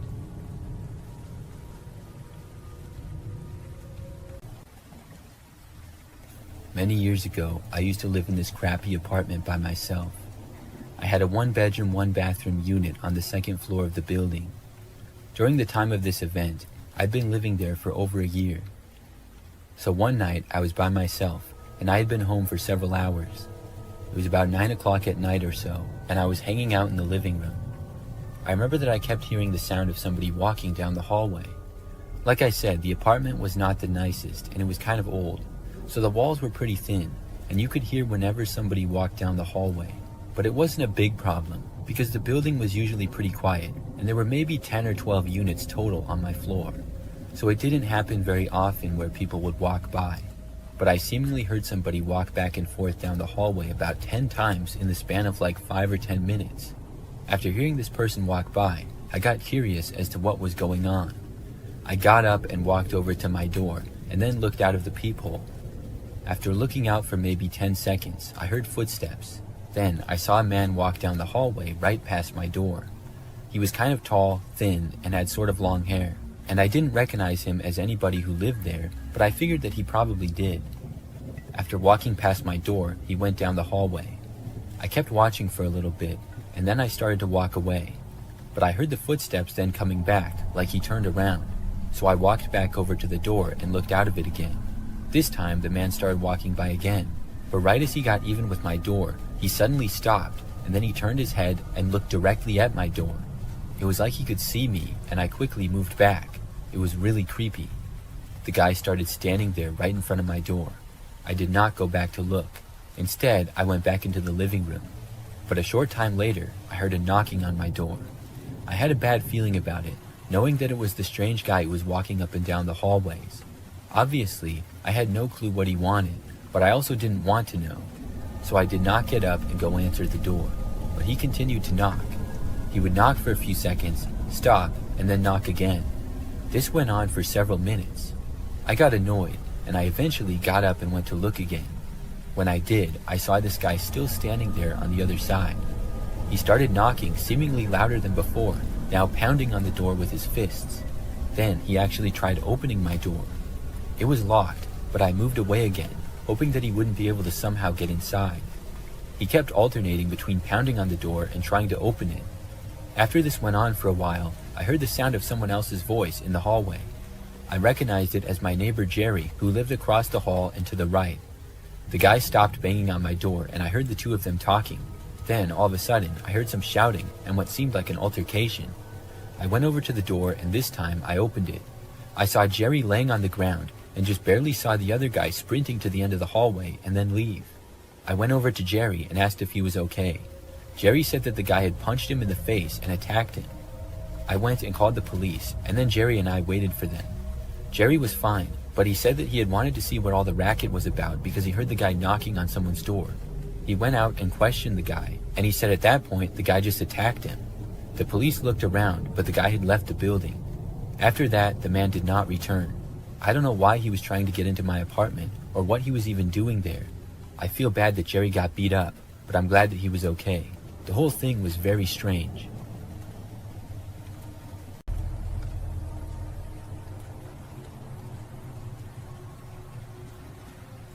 A strange thing happened to me a couple of years ago. At the time, I lived in an apartment by myself. It was a 1-bedroom, 1-bathroom place, and I lived on the second floor of the building. Overall, the apartment was not the nicest, and it didn't have that many units in it either. I knew a few of my neighbors, but not all of them. One night, I was at home by myself, like usual. It was sometime at night, I really don't know exactly the time, but there was a knock on my door. I walked over and answered it, without giving it that much thought. A man was standing there. He was kind of short and had dark brown hair. The man told me that he was my neighbor from down the hallway, and he pointed a ways to the left. He asked me if he could come inside of my apartment to make a phone call. He said that his Wi-Fi was not working, and he didn't have any service on his phone at the time, so without the Wi-Fi, he couldn't make any calls. I was not comfortable with this. I told the man sorry but no. He said that he would be really fast, and I told him that I really couldn't help him. He kind of came across as a little bit sketchy to me for some reason. The man turned to walk away, and I closed my door. I was really curious afterwards. I had never seen the man before, and had seen most of the people who lived in the building because it wasn't all that big. I thought maybe the guy would knock on another person's door, and I quietly opened my door and looked around the corner to see him walking away. He walked all the way to the end of the hall, and then he went inside of the elevator. I was suspicious that he didn't even live here. At one point or another, I had seen just about everyone that lived on my floor. After the man left, I went to one of the windows in my place. I looked out of it into the guest parking lot where the main doors open up to. Now, there are assigned parking spaces for all the residents, and those are under the building. There's a small guest parking lot with like 10 spaces out front. I saw the man leave the building and then walk to an older-looking car in the guest parking lot and drive away. He definitely didn't live here. So why would he lie to me and claim that he did? I didn't know, but the fact that he wanted me to let him inside of my apartment kind of creeps me out. He certainly made up the whole story about his Wi-Fi being down and him not having any cell phone service. I'm not sure how he got into the building in the first place, but most likely somebody else let him in when they were entering. After that night, I never saw him again. That pretty much confirmed to me that he didn't live there. I'm really glad that I didn't let him inside of my apartment.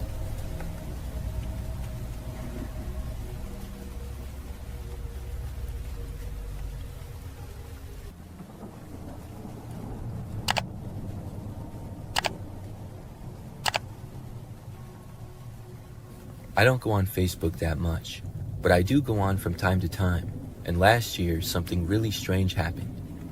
One day I went on Facebook for the first time in probably a couple of weeks.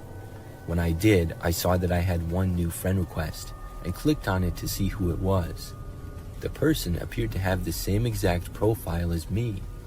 They had the same name as me and the same profile picture. It was like they were pretending to be me. I clicked on the profile, assuming it to probably be a bot, but this was really strange. There was not a whole lot that I could see right away on the page, so I accepted the friend request to see more. After I did, I saw that this person pretending to be me had posted several of the same pictures that I had on my page, but this profile only had one friend, which was now me. I was still thinking that it was a bot of some sort, and this was really weird. I sent a message to the person saying, "What's the meaning of this?" They responded back rather quickly, saying exactly what I had sent to them. "What's the meaning of this?" I asked who it was, and they wrote back the same thing, just imitating what I said. It was really weird. I figured at this point that it was probably some kind of a prank. I got off of Facebook and texted a few of my friends about it. However, when I did, none of my friends admitted to it and didn't seem to know what was going on. I know my friends pretty well, and they all seemed genuinely confused. The next day, I was really curious as to who it was, so I went back on and sent another message to the page. This time, hoping that it was a joke somebody was playing on me for some reason, I said, "This is a funny joke, but seriously, who are you?" The page responded just saying, "This is not a joke." They finally said something other than just what I had said to them. I asked them to stop pretending to be me, saying that it was really weird. They responded saying, "Okay, I will just take your account then." I didn't know what they meant by this, but I was annoyed and I blocked the page right then and there. I thought that was that. The next day, however, I got a Facebook notification randomly saying that several people had liked my photo. I hadn't posted anything lately, so I went on to see. That's when I realized that my account had been hacked. There was a picture posted to my account. It was my profile picture, but put through several filters, and it looked really weird. Whoever was behind this said they would hack my account, and they did. I really couldn't believe it. I quickly deleted the post and then changed my password. I hadn't told my previous password to anyone, so I don't know how they would have even known it.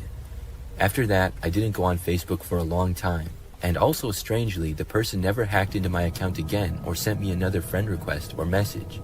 I still don't know who did that or why. It's very mysterious.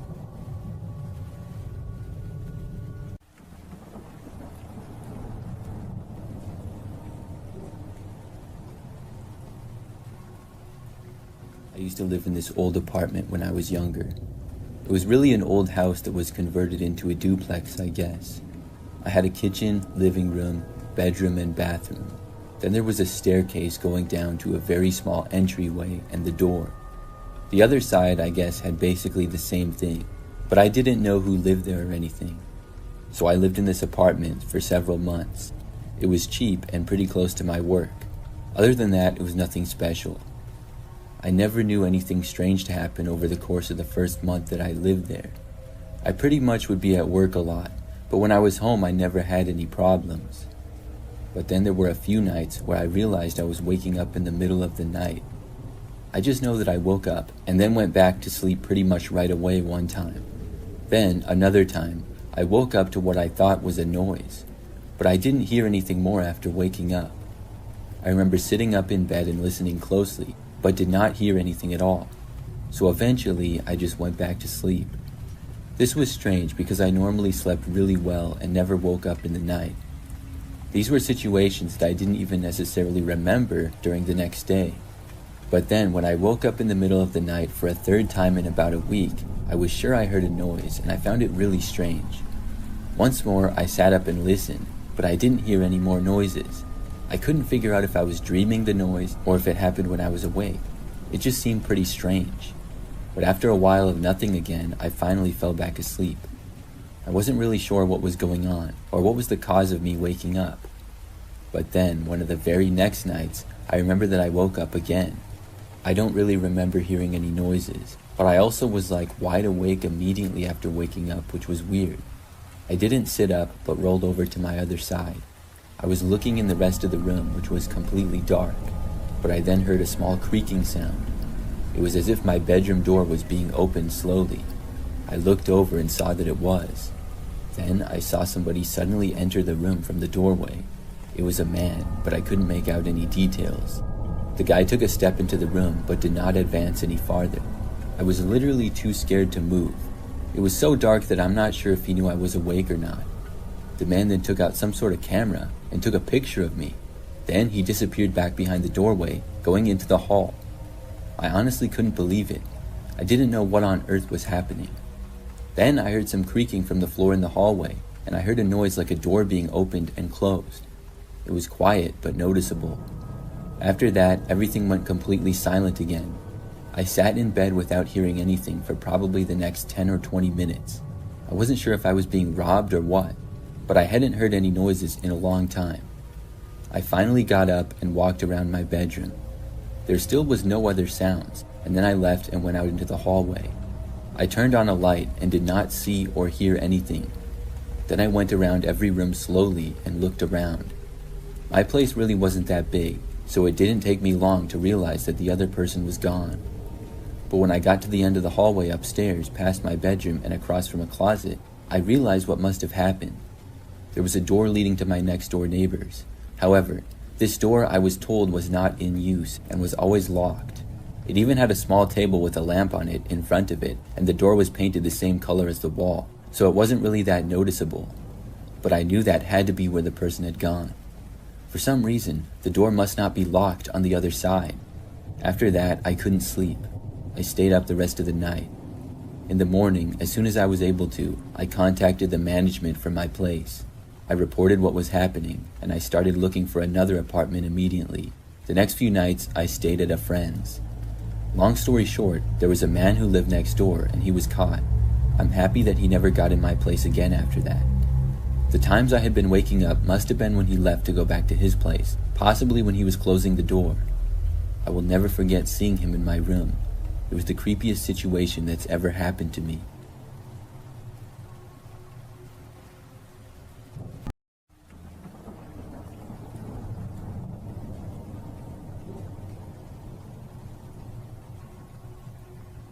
When I was about 8 years old, I remember that I took a train one time with my older sister.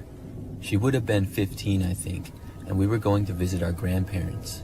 It was just us two, and we were just going for the weekend. Our grandparents lived a few hours away, but there was a train route that went from our city to theirs. My sister and I liked trains, so we wanted to take the train there, and our parents agreed. I remember that we first got to the train station in our city, and it was pretty busy there. Soon we boarded the train and got into our seats. The ride was pretty smooth, and we sat by the windows and watched things go by. I would say that the train was almost completely full with passengers. When we arrived in our grandparents' city, we got off the train along with most of the other people. Some of them were staying to go to the next stop though. So my sister and I walked into the train station, and I guess our grandparents were not there yet to pick us up. As we waited, my sister said that she was going to use the restroom. I didn't have to go, so my sister walked off and I kept standing there. I looked around the station, and it was very busy with lots of other people around. After about 2 minutes or so, I remembered that this woman approached me. I didn't know who she was, but she pointed out to the train and said that my sister was boarding it. I figured that we had to go back on the train and this wasn't our stop, so I started to walk over. The woman then went with me to the train, and we both started to get back on. Now, to this point, I had just kind of been following my sister. I was young, and I didn't know exactly which stop was ours or which city we were even in. I just figured that I hadn't seen my sister after she had come out of the bathroom. So I actually got back onto the train and then went back to my seat, but I didn't see my sister there. I was confused, so at that point, I started looking around the train, thinking maybe she switched seats. The woman who was with me was sitting in the next row over. I didn't ask her where exactly my sister had gone or anything. Instead, I was just silently looking around. After about a minute, I actually saw my sister. She was walking just outside of the station and seemed to be looking around, probably for me. I got up and started to walk for the doors of the train. When I stood, the woman also stood up and asked me where I was going. I told her that my sister was not on the train, and I started walking away. The woman did not say anything back to me. She also didn't go after me or anything. I left the train and then walked over to my sister. I was very confused at this point.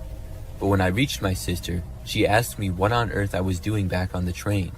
I told her how the lady told me she had been on, and I figured that we had to take the train to another city. My sister told me that we were in the city that our grandparents lived in, and she didn't know what that lady was talking about. I realized at that point that I may have avoided something bad. The train left a very short time after that, and we got picked up by my grandparents. Looking back at that, I'm really glad that I saw my sister and got off the train when I did.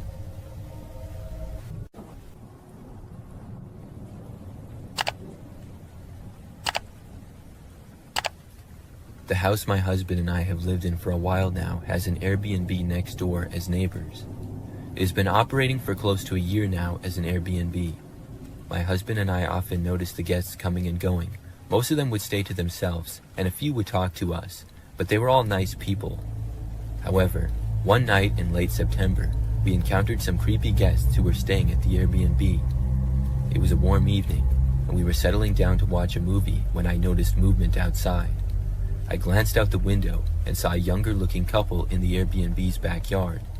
They seemed to be setting up something odd with candles and laying other things down on the ground. I showed my husband, and we both agreed that it was strange.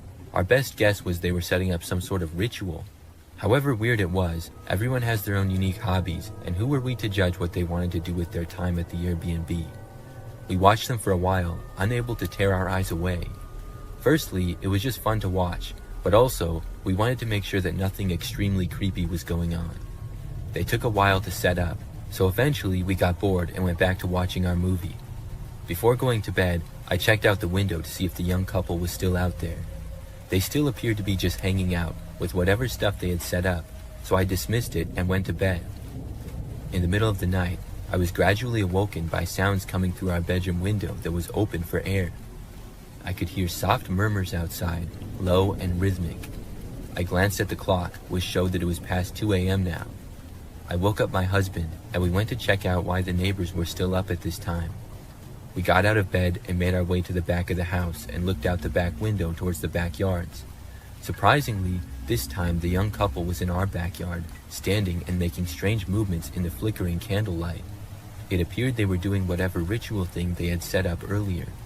What was even stranger was there were some lights in the woods, which were way out on the property away from our house.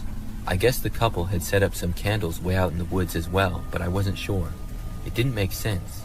Somehow, it felt scarier to go outside and confront the couple about being on our property, rather than just let them continue what they were doing. We double-checked the house, locking all our doors and windows just in case before going back to bed. The next morning when we woke up, we cautiously walked into our backyard, checking to see if anything was damaged. It looked like the couple from the Airbnb had already left, since their car was gone. Everything was normal in our backyard, thankfully, besides a note that we found in the middle of the lawn pinned down by a rock. I bent down and picked up the small piece of paper and unfolded it to read it. It read, "Thank you for your participation. You have been blessed. Nothing major happened to us in our yard that night, but it was just really creepy in general. We left a message with the owner of the Airbnb, recommending not to let that young couple stay in again in the future if they tried to."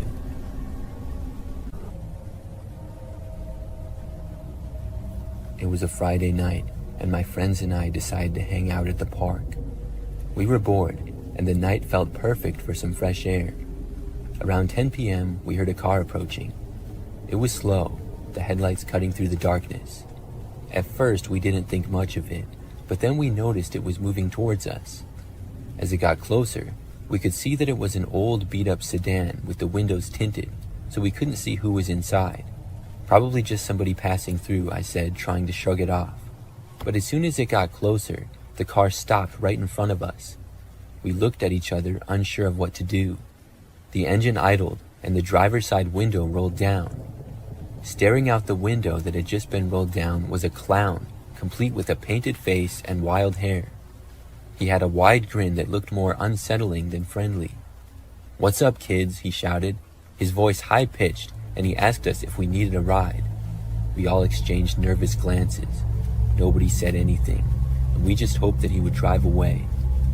There was something off about him, his smile and the way his eyes seemed to be darting around. The clown called out to us again, saying, "Come on, don't be shy." My friend Sarah was the first one to say anything, as she whispered to us that we should leave, her voice shaking. She stood up, and we all followed her lead, backing away from the bench. "Wait, where are you going?" the clown asked, still grinning. "I'm just trying to be friendly," he said. We turned and ran towards the nearest exit of the park.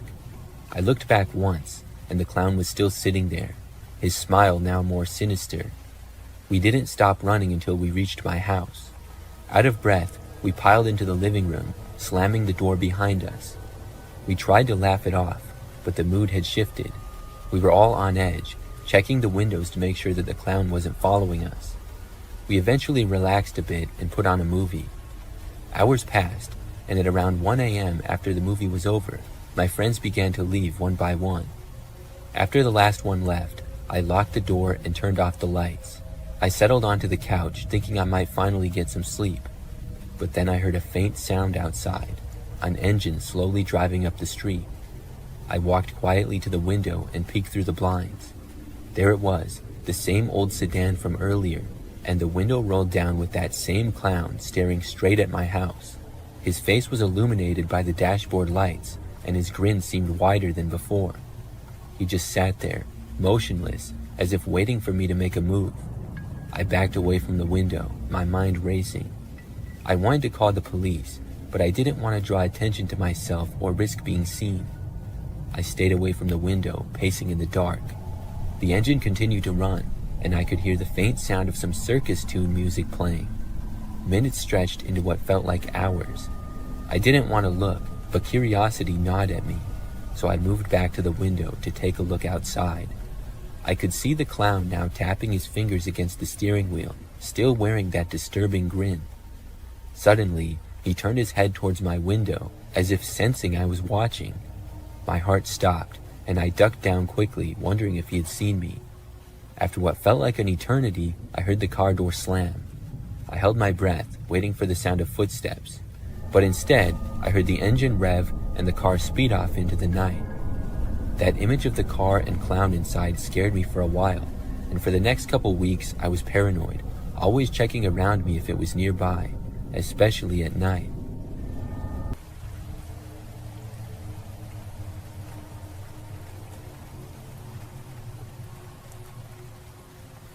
Each year when I was a kid, we would celebrate New Year's Eve and stay up late. Normally, I would go to bed at about 10 o'clock, but on New Year's Eve, I would stay up until around 2 a.m. My sister and my parents and I would play board games and watch movies. We would then watch the ball drop when it was midnight and would stay up for several more hours. I think this happened when I was about 12 years old. That time, like any other, we played games and watched a couple of movies. This continued well past midnight, and at roughly 2 a.m., we all got tired and finally decided to go to bed. We could sleep in the next day because nobody had work or school.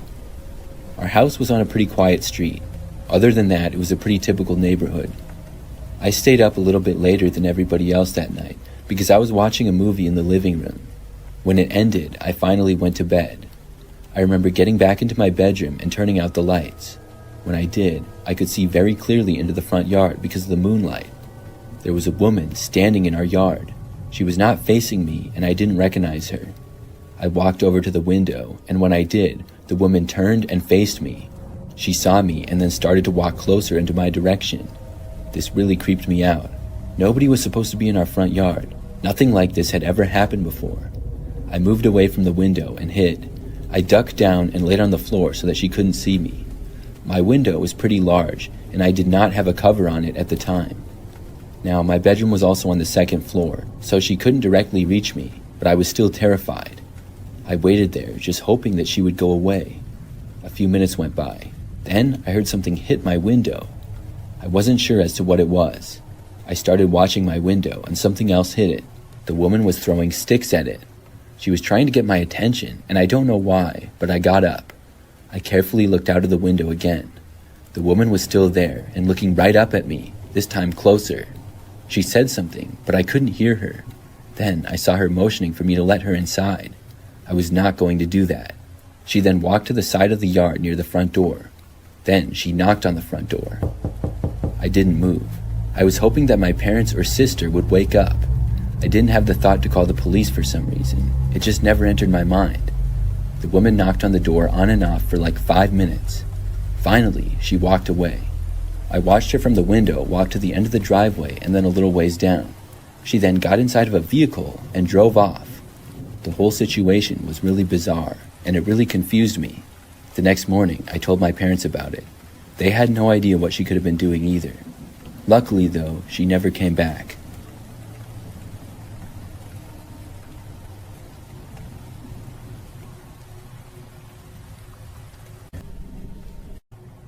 I was selling a desk on Facebook Marketplace a few years ago. It was a pretty nice desk in my opinion, and I had bought it from ICA just 2 years prior. However, I was going to be moving and I decided to get rid of it. During this time, I lived in a smaller house by myself. I remember that after I made the listing for the desk, it took a couple of days before I got any responses.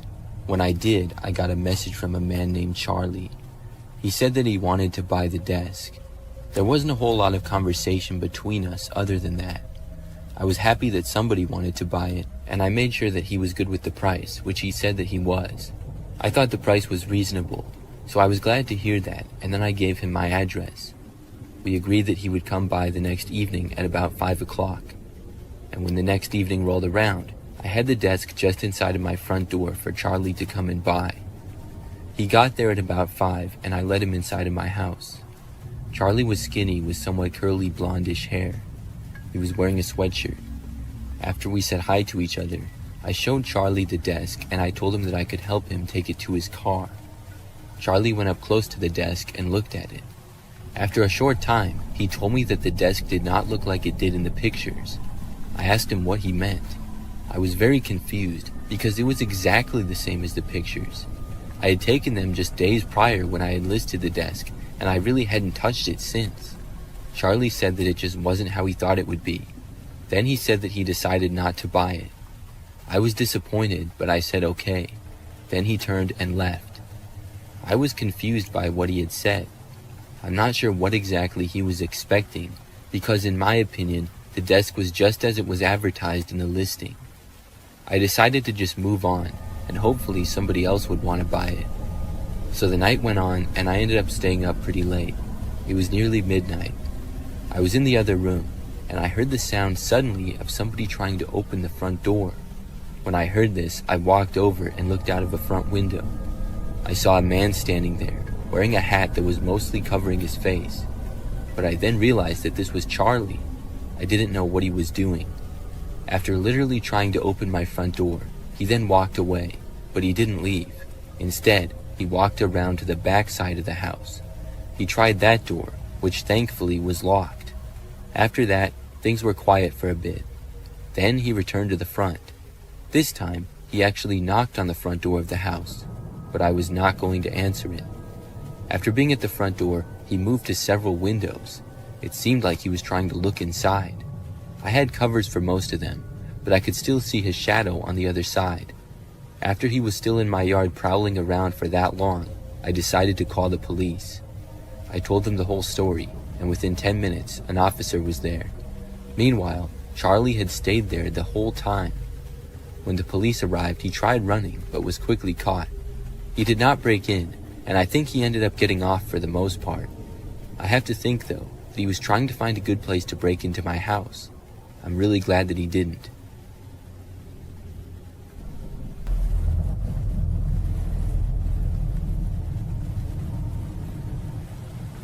I'm one of those people that's always getting a new phone.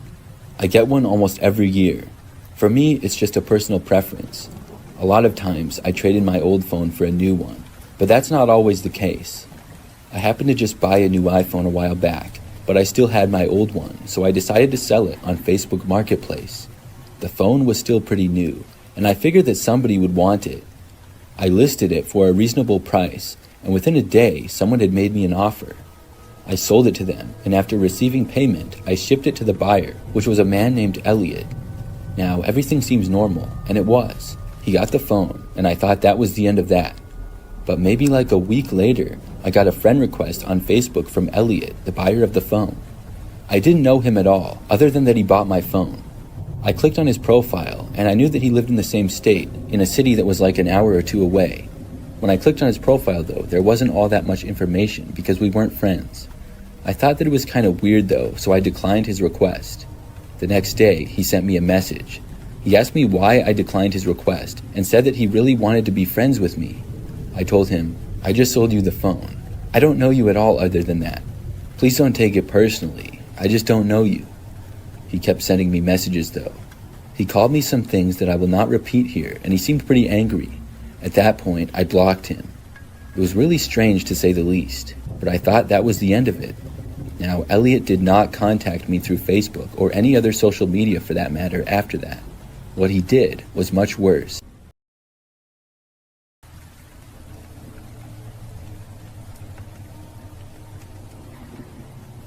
This is something really bizarre that happened to me last winter. I live by myself in a smaller one-story home. The neighborhood that I live in is somewhat typical. However, I know most of the nearby neighbors pretty well and get along with all of them. Last winter, we got a pretty bad snowstorm at one point. It was over a weekend, and it started one night at roughly 5 o'clock. The snow was supposed to last until early the next morning, and we were going to get several inches of it. Everything was normal other than the snowstorm, and I went to bed at about 11 p.m. and then woke up the next morning at probably like 7:30 or 8. My bedroom is at the front side of the house, and as soon as I sat up and looked out of the window, something shocked me. There was a snowman that was built and looking right into my bedroom window.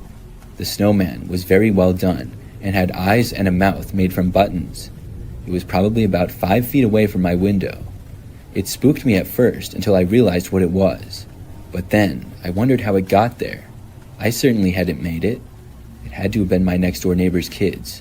My next-door neighbors were a husband and wife who had kids in their early teens and middle school ages. They were the only kids in the immediate area of the neighborhood. Still, it seemed kind of unlike them to do that. Why wouldn't they just build it in their own yard? Plus, they were usually well behaved, and I didn't think that they would even go into my yard without permission. I went outside to snowplow my driveway. When I got out there, I saw my next door neighbor. His name is Todd, and he was already out using his snowblower. I walked over to him at the end of the driveway and waved. He stopped his snowblower and said that I had a nice snowman in the front yard. I told him that I didn't know how it got there and asked him if his kids had made it. He said no. He told me he had been inside with his kids watching a movie the night before. He assumed that I had made the snowman. We just joked about it after that, though. It was a pretty funny thing, but also a little bit strange. After that, I finished clearing my driveway and went back inside. The temperatures that we were having were in the high 20s all the way up to the mid-30s. This created good snowball or snowman snow. Fast forward to the next morning, I woke up and then went into the kitchen. The kitchen is at the back side of my house, and there's a window out to the backyard. When I looked out of it, there was another snowman. It hadn't been there the day before, and it was facing the back window, looking right at me just a few feet away. Somebody had made another one. This one, like the first, was very well made, but unlike the other one, it had some different props. Instead of just having a face made out of buttons, it had a gardening shovel used as its hand, and it was made to look like it was holding a pitchfork. I realized that the shovel and pitchfork had come from my garage. I went outside and then went to the garage. The back door was left open. Nobody was inside of it though. I was really creeped out now. Somebody was going into my yard in the middle of the night and making snowmen. This time they had entered my garage. I had left the door unlocked by accident, and I made sure to lock it. When whoever it was made a snowman in the front yard, I thought it was funny. But now that it was in the backyard and they went inside of my garage without permission, this was too far. Still, I had no idea who was doing it. At night, I never heard or saw anything. That night, I even looked out of the windows multiple times before going to bed. I didn't see anybody though. The next morning when I got up, both of the snowmen were destroyed. They were just gone and nowhere to be seen. Somebody had tore them down. I was really weirded out by the whole situation. After that, there were no more strange occurrences though. No more snowmen and no more strange things happening. I still wonder to this day who did that.